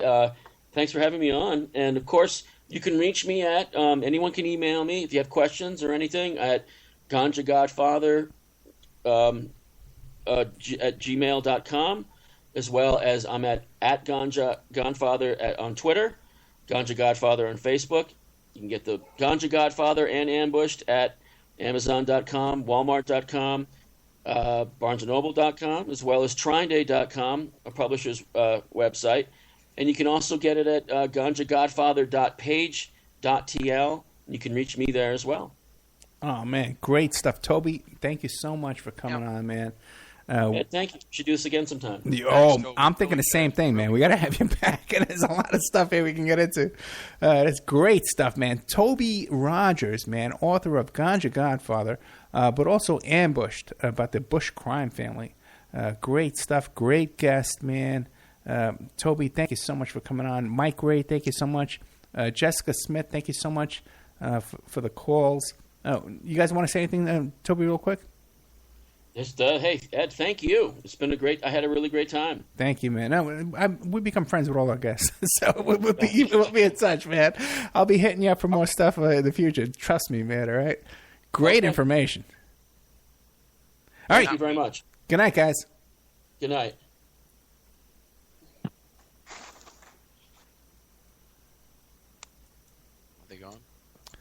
Yeah, we're off Awake, yeah. Toby? Toby's still there. I'm here. Can you guys send me a link? Yeah. We'll send you the YouTube and the Spreaker and stuff like that. It'll be up in a couple hours. Hey, Toby, what's that? Toby, what do you think about all 3 hours? Yeah. Wow. All right. Well, definitely. Toby, have you ever heard that Barbara Bush is actually the daughter of Aleister Crowley? Okay, hold on 1 second. Wait, because wait, hold on. We're still recording. Okay, I'm still taping. We're not live on the air, but we're still taping. Okay. Oh, we're on Spreaker. I'm being told. We are still. There was another story about George H.W. Bush having the love child of, oh God, that serial killer in Florida. I forgot his name. Arlene Really Warnes? big serial killer. Bundy? Yeah, Bundy. Right.